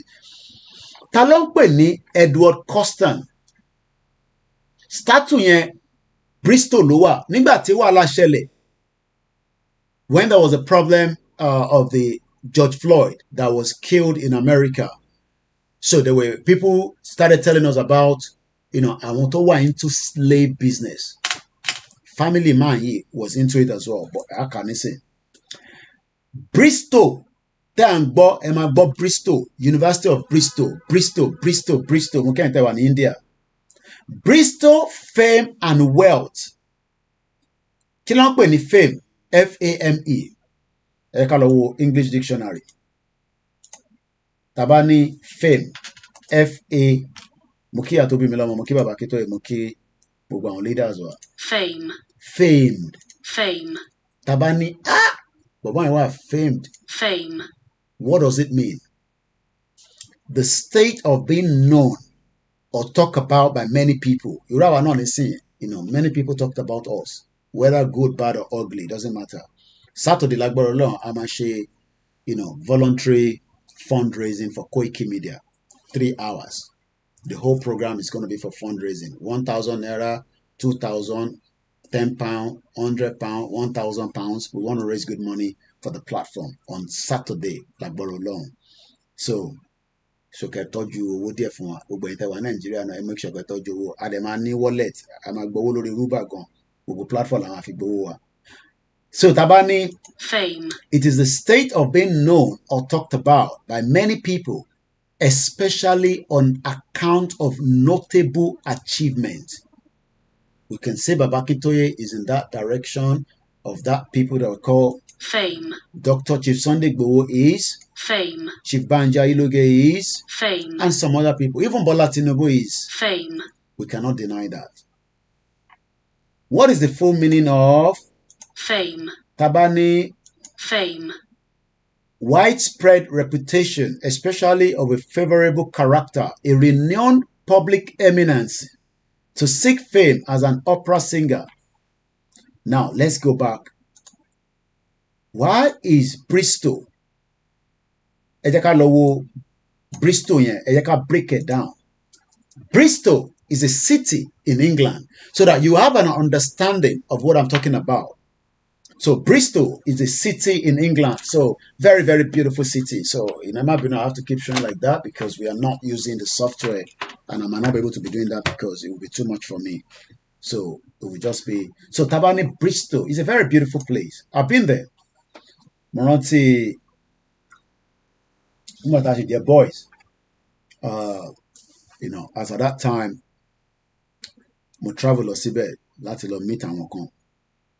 You know, it's not for public consumption. Bristol is a city, ceremonial county, a unitarily authority in England on the River Avon. It is bordered by ceremonial counties of Gloucester. Bristol is a city straddling the River Avon in the southwest of England with a prosperous maritime history. Its former city centre port is now a cultural hub. The harbour side, where the Shield Museum explores local social and industrial heritage. The harbour, ta ló mọ̀ tán pè ní harbour, because kò lè máa sọ̀rọ̀ lọ. Òkìkí, ẹ ṣé gan ni bàbá mi, àwọn tó gbọ́ Yorùbá ti bá mi ṣe àyàn gbéfọ̀ ẹ̀ jáde. Wọ́n ní òkìkí ni wọ́n ń pè bẹ́ẹ̀. Bàbá kan wà tó máa ń pè rẹ̀ lókìkí lórí Facebook. Very good guy. He's doing very well. And I do listen to him. Ta ló mọ̀ tán pè ní, kí ni mo sọ lẹ́ǹkan náà? Harbour. Tàbá sọ pé harbour, H-A-B-O-U-R. Should we do English dictionary for it quickly? Let's find out the meaning. So what is the meaning of the word harbour? Tabani. Harbour. A place for boats. Thank you so much, Mr. Jimmy. Ekabo, Yawa Elizabeth. Tabani. Harbour. A place on the coast where ships, ọkọ̀ ojú omi, many more in shelter, especially one protected from the rough water. So taba sọ pé harbour, you'll be looking at images like this, ọkọ̀ ojú omi. So that means pé Bristol ó ní omi. Bristol ó ní kí ni mo sọ, ó ní omi. Kí ló máa ń fomi yẹn ṣe? In that century. Kí ni wọ́n fomi ṣe? A máa gbọ́ díẹ̀ nínú nísìn. I am just giving you all this lecture so that you have a deep understanding of the mess that they kept us for a long time during the slave trade, that you still want to remain in that same slave. After pulling out from the slave, you don't want us to pull you out. Baba mi Moses ni Arboras is a place of seaport. Seaport, ó dàbí àpápá. So, Tabani. Harbour. Again, a place of security and comfort. Kí la ṣe ń jà fún Yorùbá nation? Security omi yẹn ni. Tá bá ti gbọmi lọ́wọ́ yẹn ní kankan mọ́. Igbo fẹ́ gbọmi yẹn, whether we like it or not. Hausa fẹ́ gbà. Gbogbo èèyàn ló fẹ́ gbà. Àwọn foreigner fẹ́ gbọmi lọ́wọ́ yín. So some of you don't understand that èmi ló kàn tó ń pariwo yìí. Ẹ jẹ́ kí n rewind ẹ̀, a máa mix gbogbo ẹ̀pọ̀ mọ́ra wọn. Ó yẹ ẹja gbọ́ Tinubu tó sọ̀rọ̀ lẹ́ẹ̀kan. Ó yá, kí ló sọ? Ó yá, gbóhùn sókè. Gbóhùn sókè wèrè. Má dàrú, ó má bàjẹ́, orílẹ̀-èdè Yorùbá káàtì ẹ̀ lè débẹ̀ ká gòkè díẹ̀.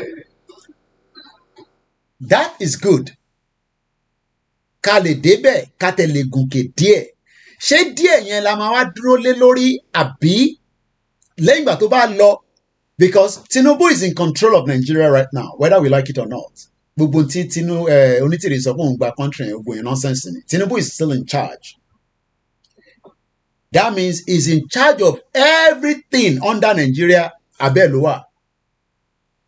Tinubu lè pàṣẹ fún any company kó gbé nǹkan kan wọlé through omi. Do you agree with what I'm saying? Ṣé wàá pé àwọn Yorùbá kan nísìn wọ́n máa gbádùn gan-an. I'm not joking. Wọ́n máa di olówó gidi because Tinubu ló wà níbẹ̀. Wọ́n kàn ní láti sọ fún Tinubu pé ọmọ a ní container a ní àwọn ship kan tó fẹ́ dé tí wọ́n ní àwọn ẹrù kan kó bọ̀ tá a fẹ́ tà ní Nàìjíríà. And okay, ẹ fún wọn ní leeway kan wọlé. He can do anything as a president. But after tó bá lọ tán, he's no longer in charge of the water. Tinubu can still do everything now to stop the problem that we are talking about. But if he refused to do so, it would eventually mean that gbogbo tó ń sọ nísìn pé ká débẹ̀ ká tẹ̀ gùnkè díẹ̀. Yes, it's good. But ká débẹ̀ ká gùnkè díẹ̀ yẹn is just for 8 years.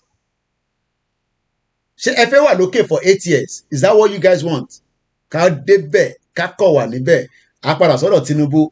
Let me stick to the Edward Costin. Now we've been able to get the background of, Abo, but we are still talking about Bristol. But Bristol have something that many of us will probably learn today. You might be the first time you'll be hearing this. This has got to do with during the slave trade. Slave trade. If you love Nigeria and you do not understand, I was at the Liverpool some few years back, and I went to the slave museum.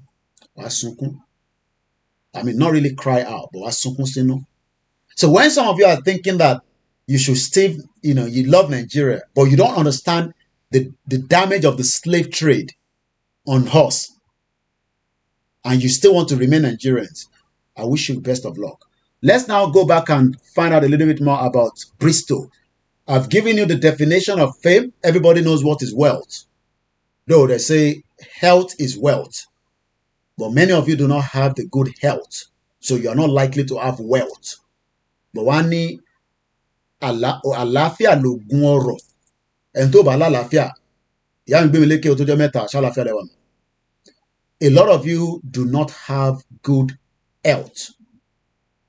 But tó bá ní health, tó bá lówó, fine, you're okay. Bíṣẹ́ wà báyìí ní sinmi ti jẹun. Màmá fi wọ̀nyí ká máa fi parí program yìí sórí. Sardine nìyẹn, ẹyin ni, mẹ́ta làgbàlagbà máa ń jẹ. Pẹ̀lú bread, mo ní polówó bread yẹn kọ́ sanwó advertisement fún mi. But ó ní bread kan tá a máa ń rà nínú ilé wa. Ẹ mọ̀ pé mi náà ti di celebrity. So nígbà táwọn bread ti sanwó advert fún mi, mo lè máa dárúkọ wọn níbí báyìí. It was a good product. Now, Bristol, fame and wealth. Mẹ́tẹ̀ẹ̀ta yẹn kó papọ̀. Àti mọ̀ meaning fame, àti mọ̀ meaning abo, àti mọ̀ meaning wealth were all built on slave trade. Are you angry? Bristol, tí wọ́n ní ó fẹ́ wá kàwé níbẹ̀, University of Bristol. Gbogbo tó fi build ẹ̀, owó ẹrú ni. Àwọn ẹrú ló fi build Bristol. You can see why we must not stop educating you all. Your love for politicians, I don't have a problem. But you must start asking questions. Because gbogbo ilé tí Jagarudi tó ń sọ níbí báyìí, ẹ̀gbọ́n kan tó sọ lẹ́ẹ̀kan sí, gbóhùn sókè. Láti fi kọ́kọ́, ibi ẹni kọ́ máa sọ yẹn. Wípé kó má dàrú, kó má bàjẹ́, orílẹ̀-èdè Yorùbá káàtì ẹ̀ lè débẹ̀ ká gòkè díẹ̀. He's a very smart guy. Kó má dàrú, kó má bàjẹ́, orílẹ̀-èdè Yorùbá ká lè débẹ̀. Tinubu is this guy. Kó má dàrú, kó má bàjẹ́, orílẹ̀-èdè Yorùbá ká lè débẹ̀. Ó lè ti débẹ̀ nísìn. So the expectation is a lot of you that are in Nigeria, you must do whatever you want to keep you floating. If you tell me if you look on here. Now, let's move swiftly. Bristol, famed, wealth were built on the slave trade. And few slave traders, few, there are not a lot of them. One of them is Edward Custon. Ìwọ́n ní ó ṣe jẹ́ Ìgbòho ló fi gba Yorùbá nation. Ó ṣe jẹ́ Bàbá Akíntóyè ló fi gbà tó ń ṣe Dúpẹ́ Onítìrì. Ta ni Dúpẹ́ Onítìrì? Ta ni Dúpẹ́ Onítìrì? Ó mọ̀ pé òun ò lè gbà. Ó wá ń dà ìfá àti gbogbo brain yín ó ń lọ báyìí, ó ń tò báyìí. Ọmọ náà lọ sí United Nations. Ibi tí ó yẹ kẹ́yìn tí kọ́kọ́ nílà ká ẹ̀ pé ṣé United Nations níbi tó lọ yẹn? In reality, in real picture, ó dẹ̀ tún jáde, ó dẹ̀ sọ yẹn pé a gbé ambassador at large wá lọ sí United Nations and the gullibles fall for that. Àwọn kan tó ń pè mí pé wọ́n ní Dúpẹ́ ti declare pé àwọn ti rí ní United Nations, orí ìwo yóò pè. À ń bọ̀ níbẹ̀ yẹn. Àwọn tí wọ́n ní wọ́n fi owó ẹrú, owó àwọn bàbá ńlá wa tó fi ń ṣayé, wọ́n ní few ni wọ́n. Kí ló ń pè ní few? Ẹ jẹ́ ká lọ wo English dictionary few. Ẹni tó bá mọ̀ ní Yorùbá ẹ bá mi ṣe síbẹ̀ kí n wò bí mo lè pronounce ẹ̀. Tá a bá lọ wo meaning few ní English dictionary.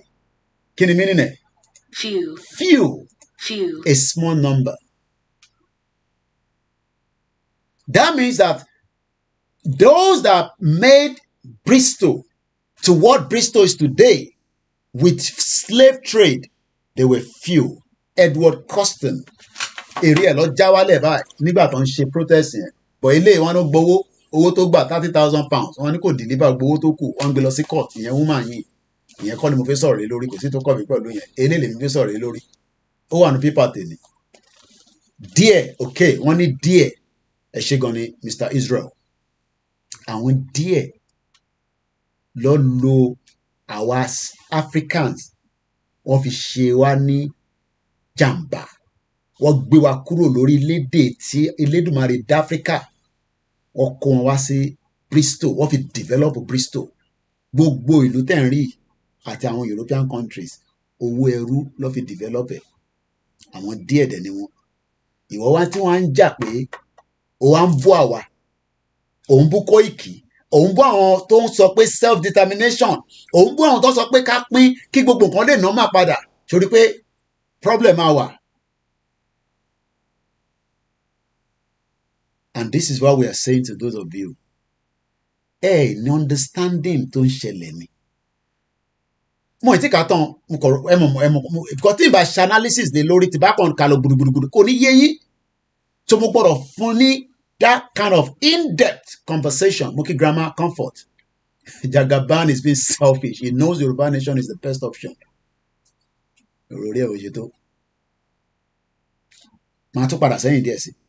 Bristol, famed and wealth were built on slave trade. Oko ẹrú.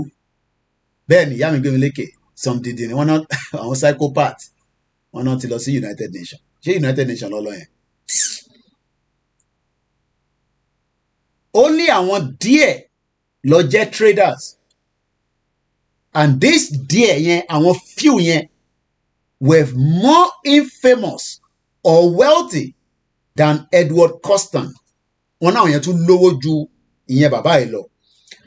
Almost 300 years since his death.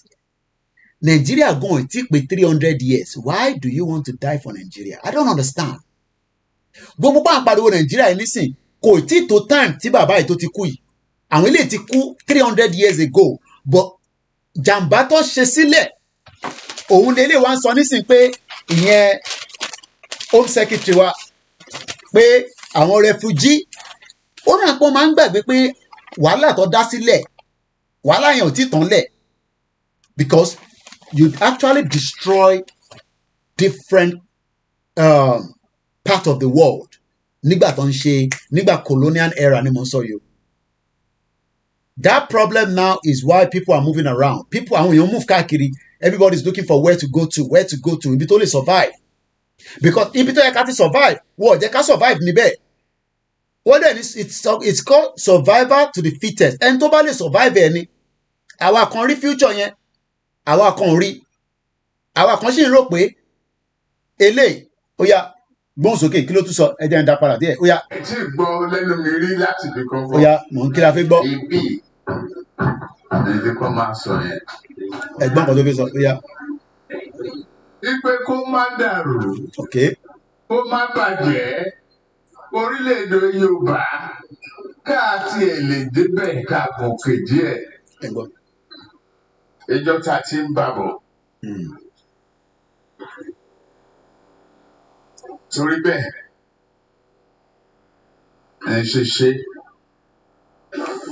nísìnyí aṣọ dára wà. Mo kàn ní ó tásìkò. Ọ̀rọ̀ ojú orí kọ́. Tó bá jẹ́ ti ìwé ni. Mo kàwé o. Okay, no kà. History láti ń padà sí àìtí dọ́dọ̀ tiẹ̀ Jagaban. Almost 300 years since his death, his past is said to be formally acknowledged by the city for the first time. It's the same thing that what we are doing today, whether we like it or not. Another 300 years, people will come out and be saying, about that is my great. These were people that were honest. Be Liz Dada. Because Liz Dada tell me pé ó tún wá lọ sọ́dọ̀ Dagboru bí Grace Adebi bí bẹ́ẹ̀ lọ. Because fi ṣọ̀tẹ̀ Ìgbòho àti Bàbá Akíntóyè. 300 years ago ni máa ti kú. A ṣe ń sọ̀rọ̀ ẹ̀. Bó ṣe máa sọ tèmi àti ẹnìyẹn. Ṣé pé pressure yẹn ti ń lọ́lẹ̀? Justice for Mohbad. Mo sọ fún ìyàwó mi pé wọ́n máa fi di last week gan mo rò kó máa lọ́lẹ̀. But because wọ́n tún wú òkú yẹn sọ̀rọ̀ yẹn ọ̀rọ̀ Mohbad nísìn. Pressure yẹn ti ń lọ́lẹ̀. Bí Ayọ̀ Brown wèrè. Ayọ̀ Brown ṣe ọ́díò mọ́ lẹ́nu jọ́ mẹ́ta. One bastard. Àtàwọn tó kù bẹ́ẹ̀ lọ. Ìjìnlẹ̀ yẹn frostat ẹnìyẹn náà kò sọgbọ́n ẹ̀ kò sí nǹkan tó lè sọ fún mi. You can read it from the body language. Mo lè sọ níwájú ẹ̀ mo lè lọ sí Turkey kí n sọ fún níwájú ẹ̀. Anytime tí bá wà ní Turkey máa pè máa sọ pé mo wà ní Turkey. Kó wá bá mi lẹ́niwẹ̀ nínú center wọn. And I'll be going Turkey very soon. Kọ́lọ́n kó túbọ̀ fún wa ní ẹ̀mí gbogbo. Bí a ti ti next year mo ń bọ̀ Turkey. Òun ò lè travel èmi lè travel. Òun kò ní document tó lè fi kúrò ní Turkey. Gbogbo ẹni mo fi sọ. Kò ní document tó lè fi kúrò Turkey. Àwọn ìlú yẹn wọ́n fún yàn níwèé. O lè lọ́bẹ̀ ó sì bẹ́tà ju Nàìjíríà lọ mo ṣeré o. Ìjìnlẹ̀ bó ṣe wà á máa jẹ ẹ̀jẹ̀ kúrò ní Turkey ni. Wow, emperor. Ó máa jẹ 3 square meal. Àwọn èèyàn dẹ̀ ń dáwó fún bẹ́ẹ̀ náà ṣe ń dáwó fáwa náà. Ó lè máa pretend pé wọ́n fóun lówó irọ́ ní gbogbo yẹn. Bẹ́ẹ̀ ṣe ń fáwa náà lówó lọ́n fóun náà lówó. Ìbáwọn náà ní kákọ́s. Tinubu gan ní kákọ́s tó fẹ́ fún lówó nísìn. Àwọn Ṣàgórì ni Tinubu ó fẹ́ gbé Nàìjíríà lé lọ́wọ́. Àwọn Ṣàgórì wọ́n follow bàbá kan lórí Twitter. True or false? Àwọn Ṣàgórì ni Tinubu fẹ́ bá deal. Àwọn France kò fẹ́ bá UK deal púpọ̀. Bọ́bẹ̀ kọ́ là ń lọ. Kí ló wá dé tí nígbà tí gbogbo wàhálà ṣẹlẹ̀ ní UK tó lọ já èrè bọ̀bọ́ ìwá sínú omi pé eléyìí wà lára àwọn ọlọ̀tẹ̀jọ́ náà lọ́hùn. Mr. Perry mo kí àlàáfíà mo wà bàbá mi ti àmì o. I'm doing very well. Mo kí ògbọ́n ìtawà lórí ètò. I am just giving you a background of history. History that some of us would have been taught. Tó bá yẹ pa ti mo rá àwọn history nígbà tá a wà ní secondary school ní primary school títí dé nursery. Many of you will never love what is called Nigeria. And that's why they remove the word history as a subject. Because history can never be forgotten. This guy called Edwin Coston was part of those few, even though he was not even up to the others. But let's give you a bit of his background. But why did people revolt against this statue. This is today's paper. Today's 27 on the Metro newspaper. I am not concerned about this woman because they say that she did not deliver all the money that they donated during the fundraising as at that time. My focus is on this criminal. He died 300 years ago, but his death still has impact on what is known as Africa. Let's continue. Costin Edward made his fortune through human suffering. Did you hear that word? This is BBC. BBC nothing article you, and I think I've shared the article, to all the platforms. Let's see, so that in case they ever feel like Kafunrai, because I know a lot of educated people, elite, little shaking. Facebook will really mess around and okay, I think I can post the comment now here. So that is the link there. I'm going to post it on my reflect on this thing. This program should end at 1 o'clock because I should back with Anita again, so I don't want to burn too much of my energy. But I'm going to find it debrief. None of that in paper. So I'm going to move swiftly. Kí human suffering. Tí bá sọ pé human suffering. Are we suffering in Nigeria? I'm sure a lot of you will say yes. There are various sources and kinds of suffering based on his own vast research. The author characterized 3 kinds of man's suffering: physical, pain, somatic, disease. Physical, hardship, mental disorder ni duponitiri atijile ati gbogbo tó wà lábẹ́ wọn. They have mental disorder because they are seeing things and they are hearing things, and to them they believe that those things are real even though they are not real. So they have mental disorder. Irú àwọn èèyàn bẹ́ẹ̀ yẹn a máa classify wọn as mental disorder people. And if you're one of them and you're watching me as well, you are mentally disordered. And illnesses. And there's another kind of suffering which is now of our own. Ìyẹn làwa máa ń dìmú jù. Ìyẹn gangan ni the backbone of our problem in Africa. And I'm sure everybody knows the one I'm talking about. Ta ló lè gẹ́sẹ̀ kí n tó sọ? Èyí tó jẹ́ the main kókó. Mo ti fún yín ní méjì. Ta ló lè gẹ́sẹ̀ the third one? The first one mo ní physical, pain, somatic disease. Ọlọ́mọ ẹ̀ka ní àìsàn kan ló wà lára Akérédolú ló fi sá lọ sí Germany tó lọ gba treatment. Mo sọ pé the next one is physical again. Hardship, mental disorder, and illness. The last one, ta ló lè gẹ́sẹ̀? Spiritual. Lack of meaningful life and moral dilemmas. So we are people that we have been told that tẹ́gbẹ́ bá dùn ẹ́ nísìnyí ó gbọ́dọ̀ kọ́kọ́ attach ẹ̀ mọ́ spiritual. Ọmọ ẹ tún wá bá mi nínú bíbà is part of why a lot of us are saying these things are there, but it is not the only problem. And I think I should give you some kind of something that I read again just to link that quickly with this conversation. Lórí spiritual.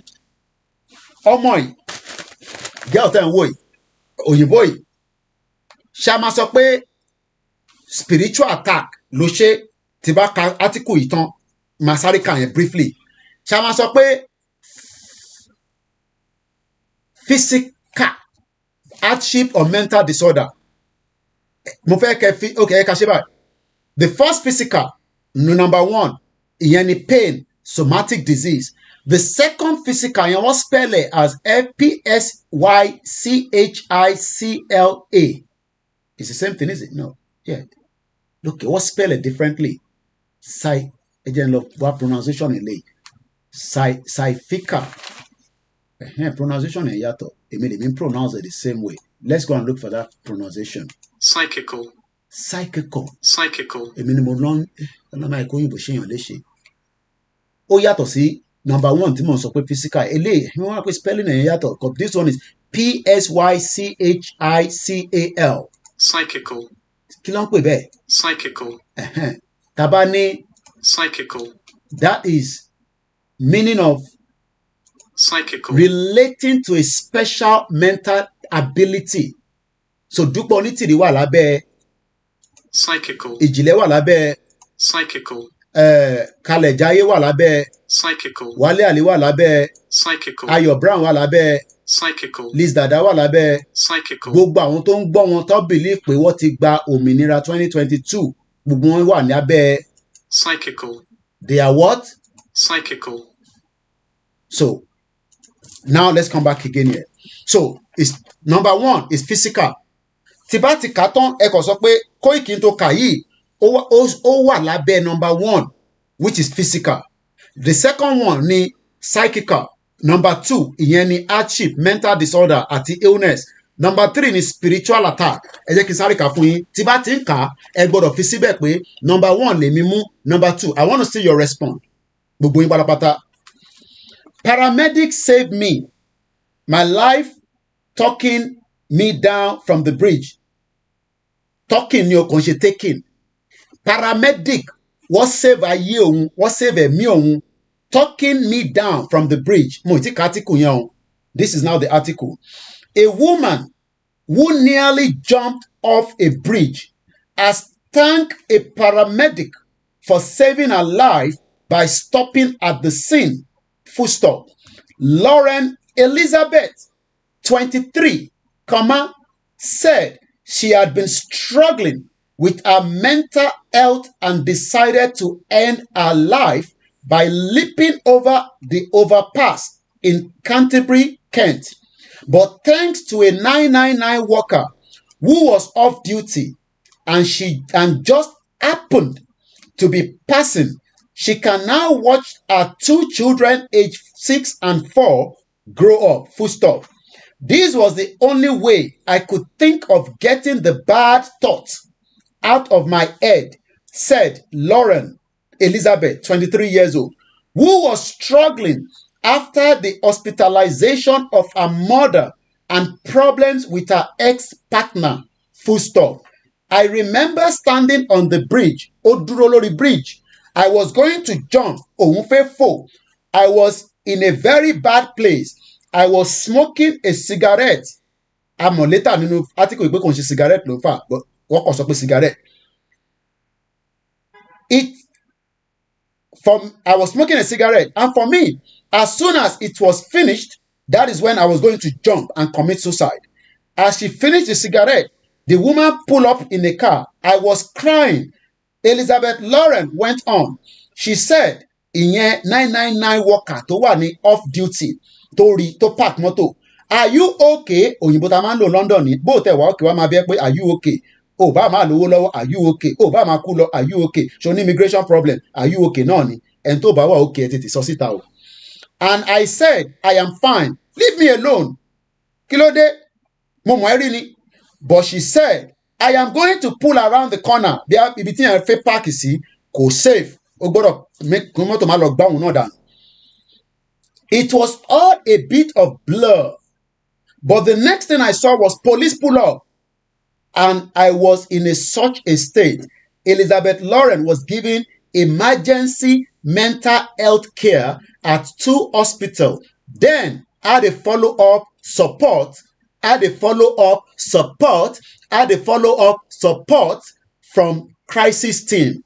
Full stop. Now she is proud. Inú ẹ̀ wá ń dùn padà nísìn. To say she has turned her life around. She tracked her heroin down online, on lo cocaine, to thank for the crucial intervention. Àwọn tí wọ́n tètè gba cocaine tí ẹ̀yin ọmọ kéékèèké ń fà ní Nàìjíríà torí yín dàrú, ẹ̀ túbọ̀ máa fà á. If it wasn't for the paramedic who stopped that night, I wouldn't have got the help I needed, she said. I owe everything. It can really help to know that people care. Suicide is a permanent solution to a temporary problem. My question is, can we link this to spiritual attack? That's what I just want to ask. Ẹ wẹ̀ kí mo ti fún yín ní question mẹ́ta can we say that Lauren was having a spiritual attack? Why do we link everything to spiritual attack in that messed up country? You can see why I've told you I am not one of those your blogging platform. I break things down to your understanding. That was not spiritual attack. She was going through a lot. Kí ló ń go through gangan? Ex-partner, ìwọ náà ní ọkọ nínú ilé ní UK, ó ti fi ẹ́ sílẹ̀ pẹ̀lú àwọn ọmọ, ó máa develop a lot of stress. Èyí tẹ́ ẹ jẹ́ méjì, ẹ ti dẹyọ kan. Níbí báyìí, wàá máa tọ́jú ẹ̀. Ní Nàìjíríà, ẹ ní spiritual attack ni. We link everything to spiritual attack. Ó ní màmá òun sick. Even though pé wọ́n ń tọ́jú màmá yẹn, ó wà lọ́spítù. Tàdé family ẹ̀ máa wà lọ́spítù tínú ẹ̀ máa dùn. Mo kàn fún yín nìyẹn just because interfere débi báyìí kò ju pé à ń kà nǹkankan bọ̀ lọ human suffering. There is spiritual attack, but not everything you link to spiritual attack. In Nigeria, we have linked every goddamn thing to spiritual attack. Ẹ mọ̀ pé mo ti ka paper yìí ni mo ṣe lè link ẹ̀ mọ́ bíbá. So now ẹ jẹ́ ká padà sí slave trade because I have half an hour to the end of this broadcast. Edward Custon made his fortune from three things: physical, àti kí ni mo pè lẹ́ǹkan àti spiritual.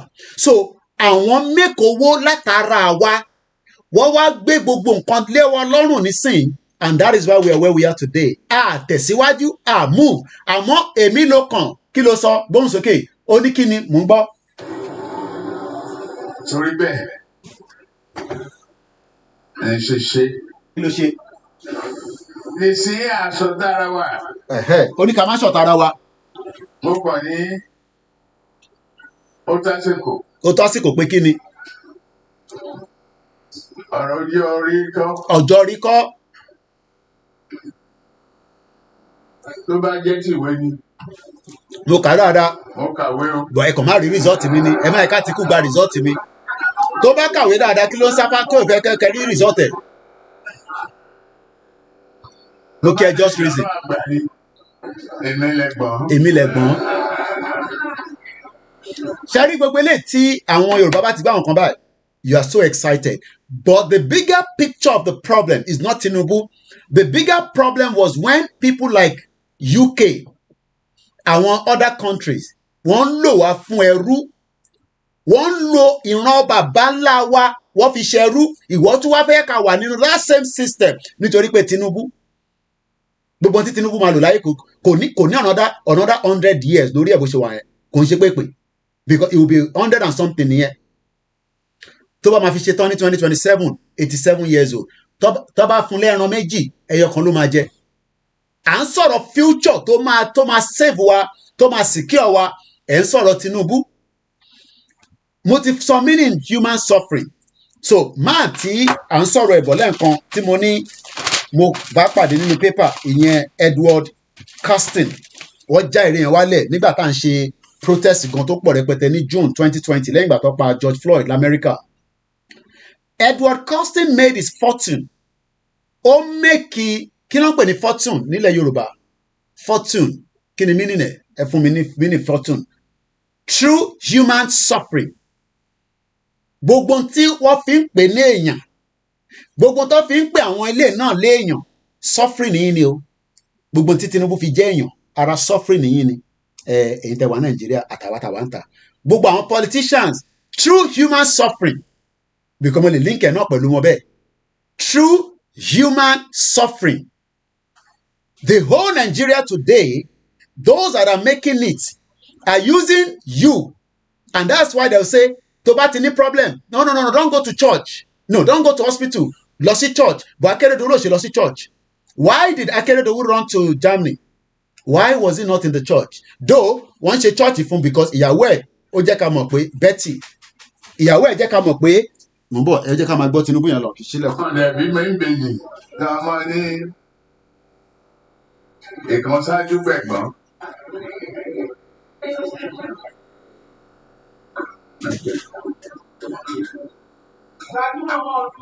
àpèmọ́ra ẹni dẹ̀ lápẹ́ tèmi di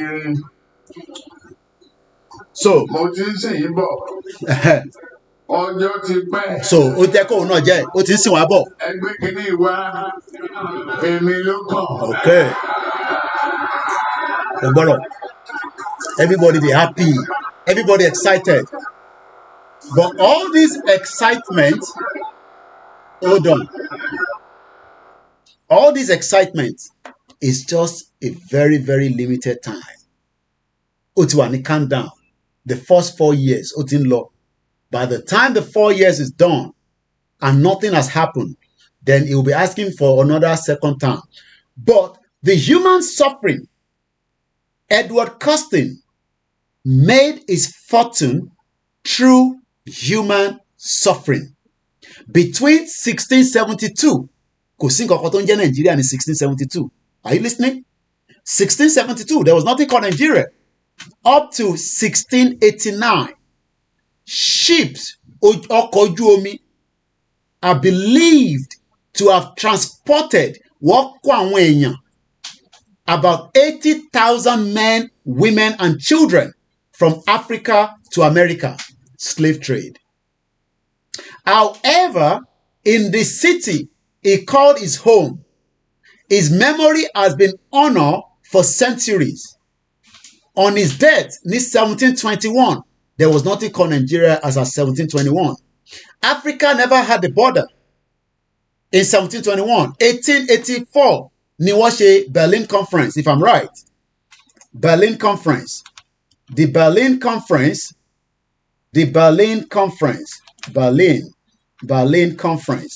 took place in 1884.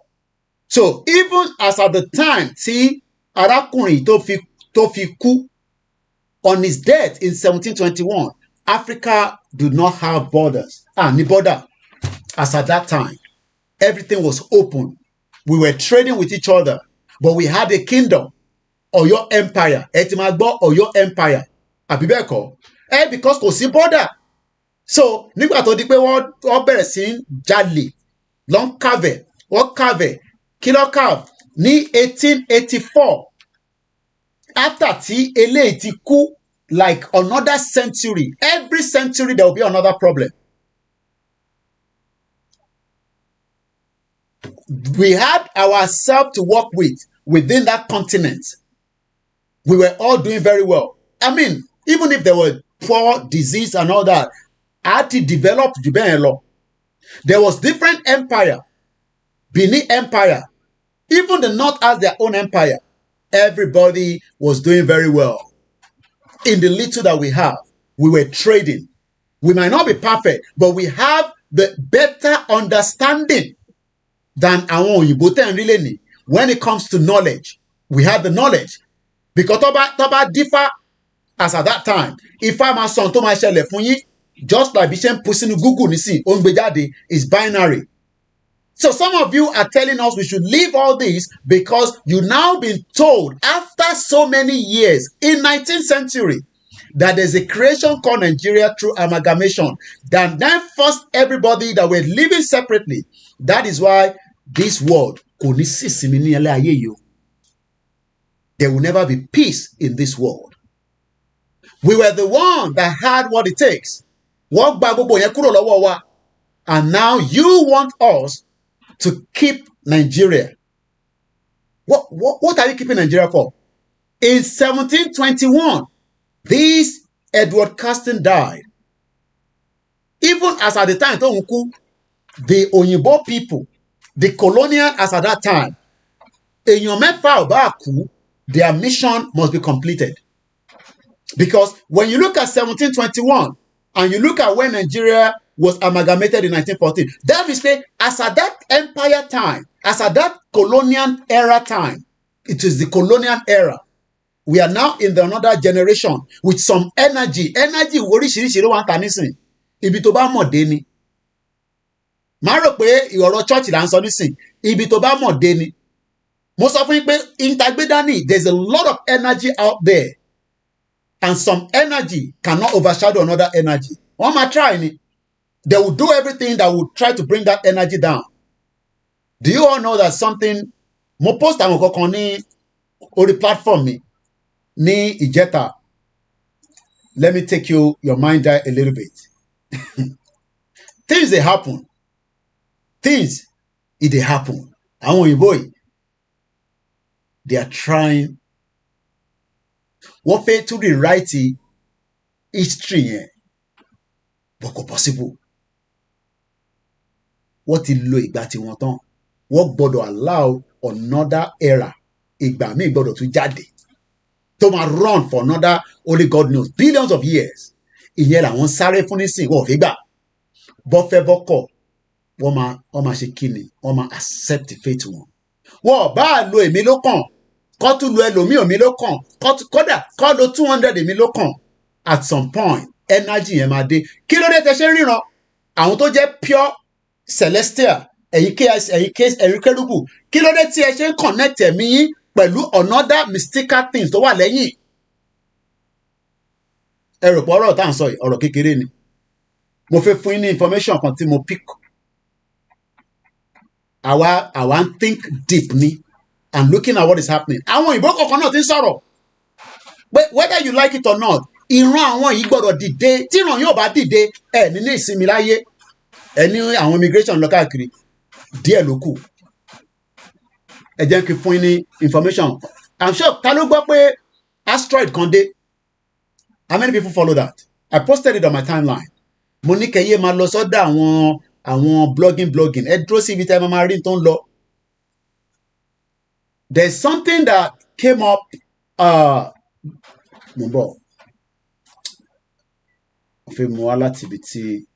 How many people are aware that there's an asteroid that have returned back? Ẹ má parọ́, èèyàn mélòó ló gbọ́ pé asteroid kan dé? Ẹ máa rò pé Kóìkì olótú yà sí ìtorí ọ̀nà.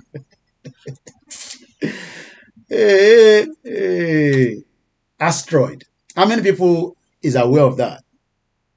Asteroid kan has returned back to space. Ó ti padà dé. Oh, ìwọ náà gbọ́? Yorùbá nation ó ti consume gbogbo wa gan. Let me first give you báwọn ṣe present ẹ̀. Ẹ̀rọ àwọn òyìnbó yìí presentation tí wọ́n táwọn bá present ẹ̀ tán àwọn ọlọ́gbọ́n tó lè rí nǹkan from another angle àwọn á wá break it down fún yín. Ẹ jẹ́ kí n kà fún yín. Asteroid dust debris likely found as returned NASA space capsule opened. This is what we're talking about. Capsule. Oh my God. Okay, sorry, my been capsule yìí. Capsule then read this. It returned back after 7 years, according to what we are told in the orbit. Lẹ́yìn ọdún méje. Ọ̀rọ̀ yìí kò ń ṣe gbogbo èèyàn ló lè ní làákàyè tí mo fẹ́ gbé kalẹ̀. You must be in another spiritual realm. But àwọn tó jẹ́ tó ń rí nǹkan tó ń mọ̀ nǹkan wọ́n mọ̀ pé Sherry, there's what I called Bennu. Bennu. B Bravo Echo November uniform. Sherry Bennu yeah, is Bennu is an ancient Egyptian deity. Only lay picture ni. Ẹ máa wonder pé mo post gbogbo nǹkan báyìí, but mo ṣe explanation ẹ̀. Because kò ń ṣe gbogbo èèyàn ló lè ní full understanding bí ilé ayé ṣe ń operate. Ìtọ́kọ̀ fẹ́ kẹ́ gbọ́ ni pé báwọn ṣe fẹ́ kẹ́ gbọ́ ẹ ṣáà máa jẹun ẹgbẹ́ mo ti jẹun nísìn. Ẹ tó bá ti jẹun Kóìkì ó ti jẹun kí ló tún ronú fún?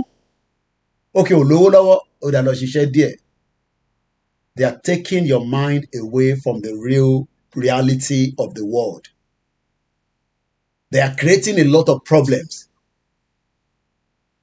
tí UK bá fẹ́ divert mind gbogbo wa nísìn wọ́n mọ̀ tán máa ṣe gbogbo media àwọn dẹ̀ máa pick ẹ̀ and they will divert your mind and they will put this your mind tẹ́ fi ń ronú pé ebi ń pa ẹ́ tẹ́lẹ̀ yẹn obi yàn ní pẹ́ mọ́ ṣé mọ̀ pé ta ló gbọ́ nípa flood Libya mo fẹ́ connect dot kan nísìn pẹ̀lú asteroid today yẹn ta ló gbọ́ pé flood ṣẹlẹ̀ ní Libya ẹ gbọ́ náà ẹ gbọ́ pé omi ya lu gbogbo Libya ta ló gbọ́ àwọn èèyàn sí lórí program ok ìyá mi grandma àwọn èèyàn ń gbọ́ international news o ok Yorùbá nation now ṣẹ́rí flood yẹn tí obìnrin bá fẹ́ bímọ kí ló máa kọ́kọ́ ṣẹlẹ̀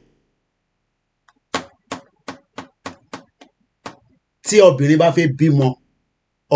fẹ́ bímọ obìnrin àwọn ìyá wa kọ́nà bá wà pẹ̀lú gbogbo àbáwọn sísí ọmọ kékeré wọn ti ń bímọ nísìn kí ló máa kọ́kọ́ ṣẹlẹ̀ ìyá máa bọ́sẹ̀ dé ìyá mi gbé mi lékẹ́ ti kúrò lórí program mi bàbá wa Stephen ní yes àwọn gbọ́ tí obìnrin bá fẹ́ bímọ kí ló máa ń kọ́kọ́ ṣẹlẹ̀ tó máa fi mọ̀ pé ọmọ yẹn ti dé pé ó ti mú mi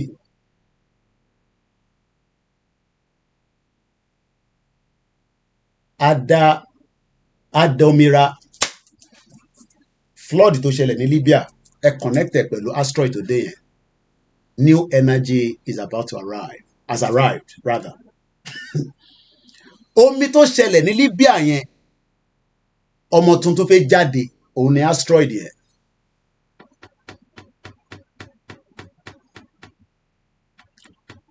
liquid breakage you're right that's it omi á dà omi mi ti fọ́ omi tó fọ́ ní Libya òun ni the dot sí in tó padà dé from the space Bennu is the ọwá pé àwọn òyìnbó yìí ọwá pé asteroid tó dé yẹn ó pè ní Bennu. Bennu is the ancient Egyptian deity linked with the sun creation and the rebirth. Kí ló ń pè ní rebirth? Téèyàn bá kú nísìn ẹlòmíà bímọ wọ́n á ní orúkọ kan wá link ẹni tó kú yẹn mọ́ pé ó padà dé. The water and the pains will be the force. Bẹ́ẹ̀ ni ẹ̀gbọ́n mi Jack Olúṣọlá. Libya omi tó fọ́ ní Libya yẹn mẹ́sẹ̀gì ti Libya yẹn òun ni asteroid tó padà dé yẹn. Àtúnbí ẹ ṣe gbọ́dọ̀ bá mi fà ẹ ní gbọ́dọ̀ eléyìí nínú church yìí alright tẹ bá fẹ́ mọ̀ ṣé àná àwọn Christian ní bíbá ẹ jẹ́ ń fún ní verse kan kẹ́ lọ kà ẹ lọ sí kò kì í ewu ló tún gbé wá báyìí torí ọlọ wá bá dá wa lórí ìrùwà ọmọ yìí mò ń bọ̀ àwọn òyìnbó yìí it no go better for them. Ẹ rò pé kó gbogbo àwọn slaves ẹ rò kí lẹ rò pé bàbá Akíntóyè ṣe ní pé ká lọ kó tọrọ àforíjì àbí káwọn àwọn bàbá ńlá wa yẹn kó foríjì wa. Again mo tún fẹ́ fún ní another link tó padà sí ti ilẹ̀ Yorùbá ìbò ní ọba Ọọ̀ni of Ifẹ̀ wà nísìn ta ló mọ ibi tó ọba wà nísìn presently ẹ gbọ́dọ̀ mọ yẹn náà ìbọn ọmọ Yorùbá ní gbogbo wa ẹ̀dẹ̀ ń wò mí ràn báyìí. Ta ló mọ ibi tí ọba wà lọ́wọ́lọ́wọ́ nísìn Ọ̀jájá the second níbo ló wà àgbà kọ́ọ̀lù ta ló ń pè ta ló mọ ibi tó bá wà ẹni tó dẹ̀ ń pè ẹni sì ti stop àwọn tó wà lórí Koiki Media ta ló mọ ibi tó bá wà ní sẹ́pà mi sọ̀rọ̀ àwọn èèyàn ẹ máa sanwó gan níjọ sátọ̀dé yìí o ẹ lọ mọ́wó dání o ta ló mọ ibi tó bá wà nísìn. wọ́n try Ọbádé hotel DJ Ray in seclusion ọba ti lọ sí Ìgbàlà in seclusion àwọn bá wá ọmọ tó connect bọ̀wọ̀ ọ̀fẹ́ jẹ́ kí Yorùbá kó lọ the world is going to be mo ní mo fẹ́ fún ní revolution kan tẹ́ ẹ̀ bá gbọ́ mi mọ́ lórí Koiki Media èèyàn kan ti ń pè ní wọ́n ti disturb line yẹn ọ̀rẹ́ jẹ́ kí n fún yín lédè. Revolution 12 prophecy is about the Holy Spirit who lives in the heaven. She is the woman who has come down from heaven and has been incarnated into human flesh. She is now alive on the earth, just like the Yeshua was born in the flesh. The Holy Spirit has also been born in the flesh. Ìpẹ̀bí bẹ́ẹ̀ ni, ntí orúkọ tí mo wá gangan náà nìyẹn. Ìgbàlẹ̀, ọba wà nípẹ̀bí. Omi tó burst, èmi náà mọ ilé tẹ́lẹ̀ o, wàláì. But wàá lọ máa wá knowledge ni, ògbérùṣẹ́ báyìí dání. Wàá máa wá knowledge, wàá máa connect the dots. Ìjà tó ń lọ ní Russia àti Ukraine, wọ́n fi ń ṣàìfún owó ni, is another thing entirely. Things they happen. You don't expect your church to tell you all this. Ọba wà ní pẹ̀bí, àbí? Yeah. Omi tó break ní Libya is a part of something. Tó bá yẹ pé rọ́mọ̀ pa àwọn tó jẹ́ àgbà wòlíì gidi àbí àfà àbí àwọn babaláwo wá confirm ẹ̀. Tó bá ní wọn lọ́wọ́, tó bá ní àgbà babaláwo lọ́wọ́, tó mọ̀ ní kó lọ sọ́dọ̀ babaláwo torí kò ń ṣe gbogbo àlàfé lọ sí side yẹn. Tó bá ní àgbà wòlíì gidi, kò ń ṣe àwọn wòlíì jẹun tó ń gba owó lórí social media lọ sọ́dọ̀ wọn. Sọ pé bọ̀bọ̀ kan parọ́ kan lórí social media lénìí. Tó bá yẹ pé òótọ́ ni ọba Solomon ẹ pè ẹ̀tẹ̀ ní nọ́mbẹ̀ ẹni kó ìkísàn kankan pé kó connect the dot omi tó break ní Libya àti asteroid tó dé láti òkè lọ́hùn pé kó fún yín ní kí ni meaning ẹ̀ kí ló translate sí. Ẹ mọ̀ pàwọn náà kọ̀ rí omi yẹn pé omi òkè tómi bá fọ́ lábẹ́ obìnrin tó fẹ́ bímọ kí ló máa ṣẹlẹ̀? Kí ni the next step tó fẹ́ ṣẹlẹ̀? Ṣé èmi ò tí ì rí ibi tómi yẹn ti ń fọ́ bọ̀ tí bá tẹ̀lé mò ní sọ fún yín. Àwọn tó jẹ́ ọkùnrin láàrin wa ṣé ti rí ibi tí omi ìyàwó yín ti fọ́ tó fẹ́ bímọ? Ta ló ti rí? Báwo ló ṣe pọ̀ sí? Tó máa ń pọ̀ ẹ̀yin màmá wa mo ṣe bá yín o ẹ̀yin màmá àgbàlagbà.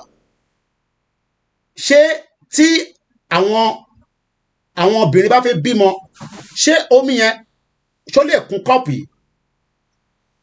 Omi tó ń wà lára ṣé mọ̀ pé omi yẹn gangan ló ń gbé ẹni tó wà ní inú kùn ìyẹn bébì tó wà nínú kùn yẹn ẹ mọ̀ pé inú omi yẹn lòún wà. So tómi yẹn bá fọ́ lòún máa jáde. Mo wá ń béèrè pé báwo lómi yẹn ṣe máa ń pọ̀ sí? Ẹ wá máa wọ́ndà pé kí ló dé tí mo ṣe ń líǹkì ọ̀rọ̀ yìí báyẹn because omi Libya yẹn omi yẹn pọ̀ because kò ń ṣe omi kékeré àbí bẹ́ẹ̀ kọ́? Is a lot of butter because the world is going to change. Kò sọgbọ́n ẹ̀. I have just 10 minutes to the end of the program.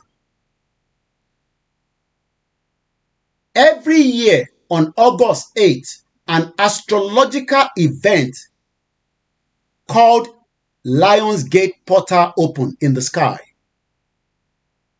Astrologers consider this an opportune day for manifestation, concentrating on what you want to make it reality. Kí lè rò pé àwọn church ń lò? Ọ̀nà Ọlọ́run àgbàdúrà yín because there is energy in every day that we are living. There is different energy. Ẹ gbàwẹ̀ kó kì í wọ́n gbàwẹ̀ àbó ti fún nǹkan lówó tó ń bẹ gbàwẹ̀ yẹn ni. Ó yẹ kó máa gbàwẹ̀ gbogbo kìíní ẹ̀ ní energy tiẹ̀. Everything has an energy. But because àwa ní ọ̀dọ̀ tiwa lọ́hùn, mo sọ fún yín pé wọ́n ti suffer wa human suffering. So àwa link gbogbo ẹ̀ mọ́ spiritual nìkan, but it is not about spiritual alone. There's a lot happening around the world. The world is going to change. There is an energy shift. One more. But they are doing everything to slow it down. Slow down, it could take some years. It could take another years or decade. But whatever it takes, things will change itself.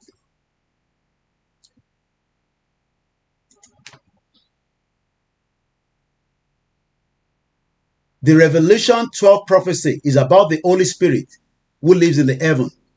She's the woman who has come down from the heaven. There's what I call the Lion Gate manifestation, at the recent phenomenon, but the event has its due regard in the ancient civilization. Níbo ni civilization ti jáde? wọ́n ní omi yẹn wọ́n máa ń pè ní amniotic fluid scientifically ẹ ṣe gan-an ẹ̀gbọ́n mi Jakolishola. Níbo ni civilization ti jáde? Níbo ni civilization ló ti jáde? Àwọn olóníjọ́ jáde èèyàn kan ní Africa, Egypt, okay? Ṣé ẹ agree pẹ̀lú ẹ̀ pé civilization jáde wọ́n ní Ethiopia, okay? So it's still within Africa. Kí ló dé tí wọ́n pe asteroid tó dé yẹn kí ló pè ní Bennu?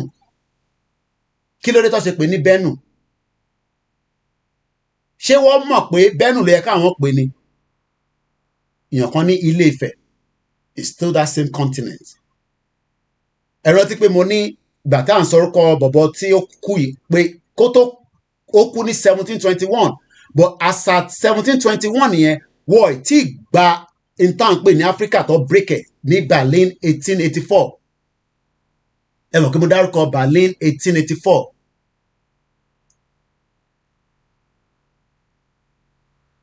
So when we go back to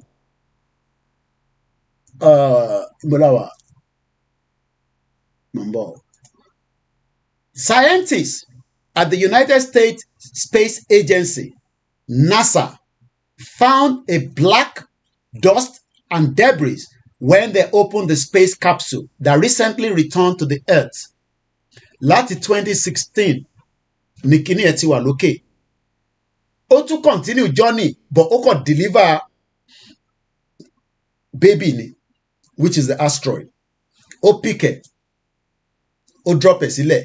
But kó tó drop ẹ̀ sílẹ̀, there must be some kind of welcoming energy, which is the Libya tí mo connect pẹ̀lú ẹ̀. There must be something because okay, tíyàwó ẹ̀ bá tó bá lóyún tó wà nínú ilé, all of a sudden ọmọ yẹn kick, kí lẹ máa ṣe? Báwo lẹ ṣe máa mọ̀ pé ọmọ yẹn ṣì wà alive? Tíyàn bá lóyún nísìn nínú, tí ẹ mọ̀ pé ọmọ ó gbọ́dọ̀ máa kick. Bàbá ẹ bá mi mú mi bẹ́ẹ̀ yẹn, kí ló bá yọ mí lẹ́nu o? Èmi kọ́ mo ránṣẹ́ ìbéyẹn lẹ fi síbẹ̀.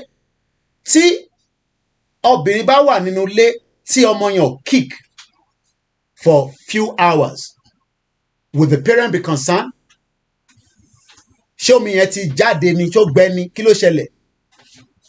So omi yẹn lọ́kọ́kọ́ gbọ́dọ̀ jáde, which is the Libya tí mo connect pẹ̀lú ẹ̀.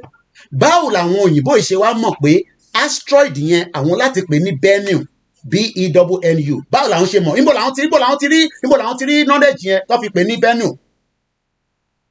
Ṣé àwọn gbọ́n jù wá lọ ni? Báwo làwọn ṣe mọ̀ pé orúkọ báyìí làwọn máa fún un? Báwo la ṣe máa ń fúnra wa lórúkọ nílé? Kí ni ó máa ń ṣẹlẹ̀ kó tó fún ẹ lórúkọ? Ṣó ti béèrè rí lọ́wọ́ àwọn fámìlì ẹ pé kí ló ṣẹlẹ̀ ní fámìlì mi tẹ́ fi ń pè mí ní Adéyẹmí, tẹ́ fi ń pè mí ní Ọláyọmí? Kí ló ṣẹlẹ̀? Èmi mọ reason tó ṣe pè mí ní Ọláyọmí. Ṣé wọ́n mọ tọ̀dọ̀ tiẹ̀? Àbọ́kọ̀ pé ní Kúnlé and you can just accept it. Ṣó mọ meaning tó ṣe pè ní Kúnlé? Ṣó mọ meaning tó ṣe pè ní Táíwò, ní Kẹ́hìndé? So táwọn náà fà pé ilé ní orúkọ kan, orúkọ tó pè yẹn ló ń pè ní Bennu. Bennu yẹn kéré is a carbonaceous asteroid Apollo group discovered by the Liner project of 11 in September 1999. It is potentially a hazardous object that is listed on the Century Risk. How did they know that word Bennu? Because Bennu fúnra rẹ̀, that word Bennu, I got to carry program in this thing. I got to go now. Where is it again? I will have to explain this, mo kàn link ẹ̀ padà. Apparently, in that discourse, but the other one. Now, how NASA, tíyàn bá bímọ nísìn, do you do everything to protect that baby? Bíyàn bá bímọ nísìn, okay, let me put it this way. Tíyàn bá bímọ nísìn, tó bá sọ pé wọ́n rí ọmọ yẹn, báwo ló ṣe máa react? Ọmọ kókó tó ṣẹ̀ bí, ẹ máa ń jí ọmọ gbé lọ́spítù, o lè ní ẹ̀yin nurses, ẹ̀yin midwife ní Nàìjíríà. Tó bá jí ọmọ ẹgbẹ́ ọmọ tuntun, kí ló máa ṣe? You will be very angry. But tó bá máa sọ pé kó má bàa jí ọmọ yẹn gbé, what are you going to do? O máa protect her. how NASA is protecting its precious asteroid Bennu. One protected. Ọmọ tuntun ni, ó gbọ́dọ̀ protected. On Sunday, last week, a capsule carrying a one-of-a-kind sample from the near-Earth asteroid Bennu, B-E-N-N-U, came through the atmosphere and landed at Utah Desert. Ó land ní desert, but reaction kó tó land yẹn, ó ti ripple affected ló ṣẹlẹ̀ ní Libya, because desert lòun land sí. Let me leave it that way for now. I wanted to touch on something. Mo ti fún yín ní background. Let's just finish it up with the ẹ jẹ́ ká fi yẹn sílẹ̀. Ìyẹn ó deep gan fún, it's not for everybody, you know, because your mind must be very, very clear and understanding. Àwọn tó jẹ́ àgbà, àwọn àgbàlagbà, ọmọ tí mo ń sọ, ọmọ bí tí mo sọ̀rọ̀ dé. So Ọlọ́run ẹ jẹ́ ká sọ̀rọ̀ tán. So now let's go back to who owned Katzen? A silent clause. When Edward Katzen died in 1721, we can be fairly certain that before long his body had disintegration into dust. To talk of Katzen, there's a meaningless unless we recognize that our knowledge of that long dead figure will always be dependent upon how we read, interpret, understand the historical record, which is made up of histories, biographies, memoirs, documents, images, statues, artifacts. Àwa tí ń build the artifact 700 years artifact wa wọ́n tọ́jú ẹ̀ wọ́n ní wọ́n arrest sculpture ilẹ̀ Yorùbá. Ó wà lọ́wọ́ London Metropolitan Police. It's 700 years old. Àdẹ̀nàbà kankan tó sọ fún wa pé tẹ́ ẹ̀ bá dá padà gbogbo ohun táwọn bá ń ṣe ní bíbá a máa stop ẹ̀. Sculpture wa wọ́n arrest ẹ̀. Ó wà ní sculpture 700 years old. Ó wà lọ́wọ́ London Metropolitan Police láti Ilé-Ifẹ̀. Yọ 700 minus ẹ̀ pẹ̀lú Nàìjíríà. Níbo ni Nàìjíríà wà? Àníṣe ó kù díẹ̀ ni nìbọn ró. Mo ní mi ni last man stand lórí ìrìn àjò. Ẹ rò pé mo ń ṣeré. So ibo la kàdé.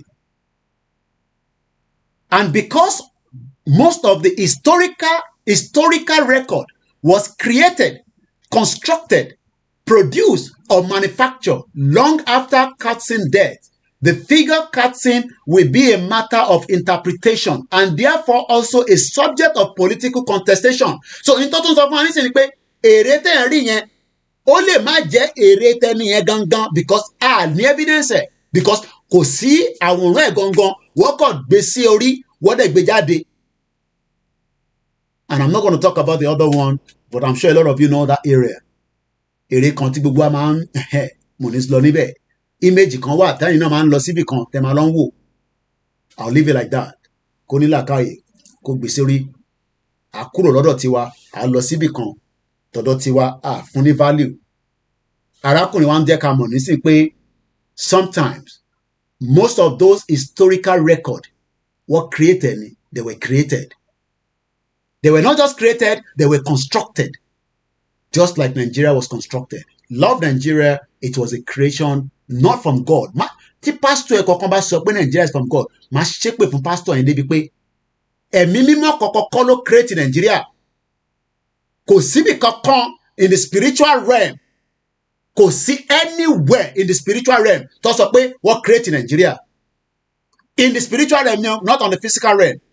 Because everything is from the spiritual. Kó tó di pé ó máa di physical. Dumb bastard. That love Nigeria. Love Nigeria, it will kill you one day. Tolúlọpẹ́ ló ti lé dàní sìn.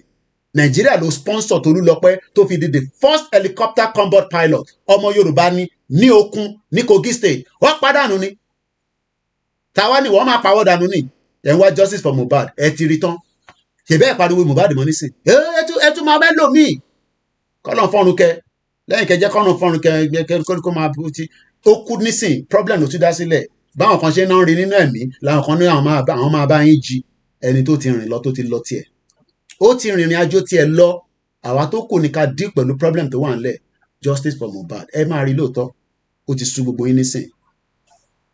Ìjà tó fẹ́ wọlé spiritual realm. Ó kù díẹ̀ ni. I gotta go now. because more time here. I'm going to leave the rest for now. Mo kí gbogbo yín lẹ́ẹ̀kan sí Ọláyọmí Kóìkì ni mò ń jẹ́. Lọ́gbàrá Elédùmarè ẹ jẹ́ ká pàdé ní aago 6 lágbára Ọlọ́run. Ní Saturday yìí ní ọ̀la ní Thursday àwọn group kan fi wá ṣe presentation nìkankan lórí platform wa ní aago 9 alẹ́ wọ́n ní kí n sọ fún gbogbo yín bẹ́ẹ̀ so wọ́n máa bá wa sọ̀rọ̀ lórí àwọn nǹkan kan tó fi ṣe ní ilẹ̀ Yorùbá. Mo kà nǹkan kan náà mo kàn máa sọ briefly just under 2 minutes. Ṣé yẹn lè ṣẹlẹ̀ ní Nàìjíríà? Láíláí kò lè ṣẹlẹ̀. Tó bá ṣẹlẹ̀ I will die.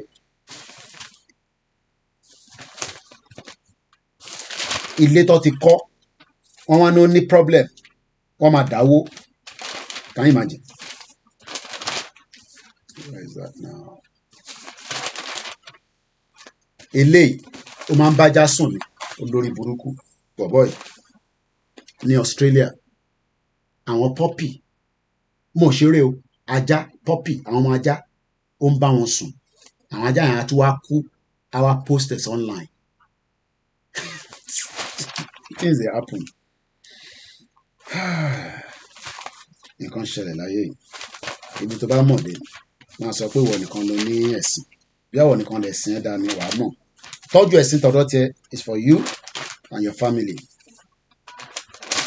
Ọmọ ibi tí yẹn náà wà ní kábàárì a máa kà létà èyí tó yí important gangan mo ti sọ lẹ́ǹkan yẹn so mo fẹ́ kà fún yín torí mo ti wà ní ọ̀hórì nísìnyí kò mú ní kọ́mí tí mo fẹ́ ṣe mo ṣe ń kánjú so báwa kẹ̀rì ara ìlú òyìnbó time ó wà very very important.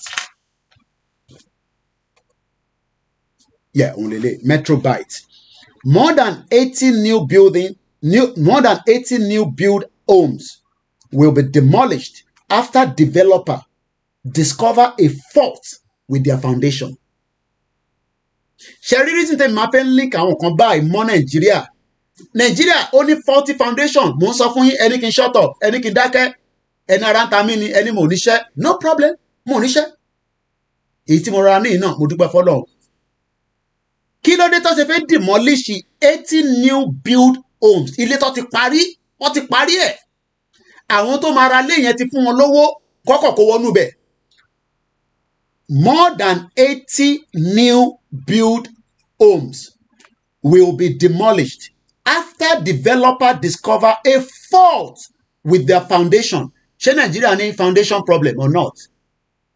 Oh, so foundation problem yẹn ká máa gbé amọ̀lé lórí ká máa adjust ẹ̀ ká máa tẹ̀ báyìí títí ìjọ kan náà ó máa padà wó náà ni. Ilé tá bá fi irọ́ kọ́ ó máa padà ṣe kí ni. The incomplete unoccupied properties gbọ́yẹ tọ́nà what? Potentially worth 40 million pounds even if Nigeria worth anything foundation yẹn ti wà faulty ó máa padà wó náà ni. It could be 10 years 15 years 20 years I don't know. It could be tomorrow I don't know. Mo ti fún yín ní èmi ò kúkú ríran mo sọ fún yín ní last year mo dẹ̀ ń ṣe wòlíì yín mo ń ṣàfà yín gbogbo ilẹ̀ láàfà lẹ ní wòlíì lẹ ní babaláwo èmi sọ tèmi bó ṣe wá sọ́kàn mi mo ṣe ń sọ ní last year mo ní àmà àjà ni ẹ̀dẹ̀ ní pé ẹ̀fẹ̀ jà no problem ẹ jẹ́ ká máa ṣe lọ báyìí ká máa bára wa sọ̀rọ̀ báyìí ká máa ṣàlàyé nǹkan fúnra wa tó bá tásìkò kálukú á dìde.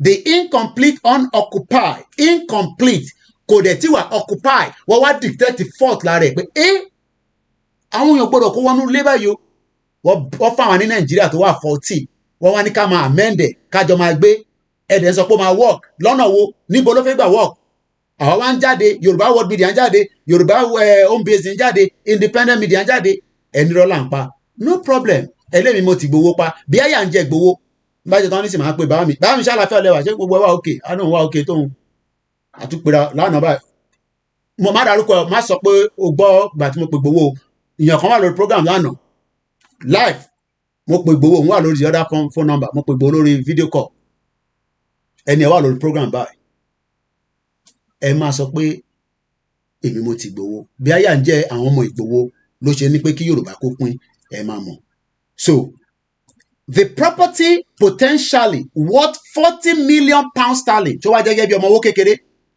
are part of the 1,593 homes in Darling Green Estate in Greenbridge. Developer Barrett and David Whitson say 83 must be rebuilt after foundation were found to be insufficient given the geologic buyers have been notified. Àwọn tó ti rà wọ́n ti notify wọn. Àwa la ní Nàìjíríà àdẹ̀nà wà 40 ẹja àdáwó àwọn ọmọ Nàìjíríà ní no shut up o. You cannot stay in London and tell us what to do. No problem. They play. Mo kí gbogbo ilé nǹkan sí kò ní bàjẹ́ fún gbogbo wa. Odò àgbèwà kò ní bí ọ̀dàlẹ̀. Kò jù bẹ́ẹ̀ lọ. Ẹ pàdé mi láago 6. Koiki Media bringing the world closer to your doorstep. Ọjọ́ náà kì í pẹ́. Àtúntò ṣe 1 hour 25 minutes. And it run 2 hours 26 minutes. Mo dúpẹ́ lọ́wọ́ gbogbo ilé nǹkan sí. Thank you so much everyone. Enjoy the rest of the afternoon. A pàdé nírọ̀lẹ́ ká tún lọ ṣe other things as well. Mo kí gbogbo ilé nǹkan sí o. Shout out. Mo kí àwọn ìyàwó mi, mo dẹ̀ kí àwọn ọmọ mi, mo kí àtó bí mi lọ́mọ. Love you. Bye for now. Ẹ̀yin tèmi lórí Mixella. Thank you so much. So kẹ́tù lọ ẹ̀yin náà lọ refresh. A pàdé. Koiki Media. Bye for now.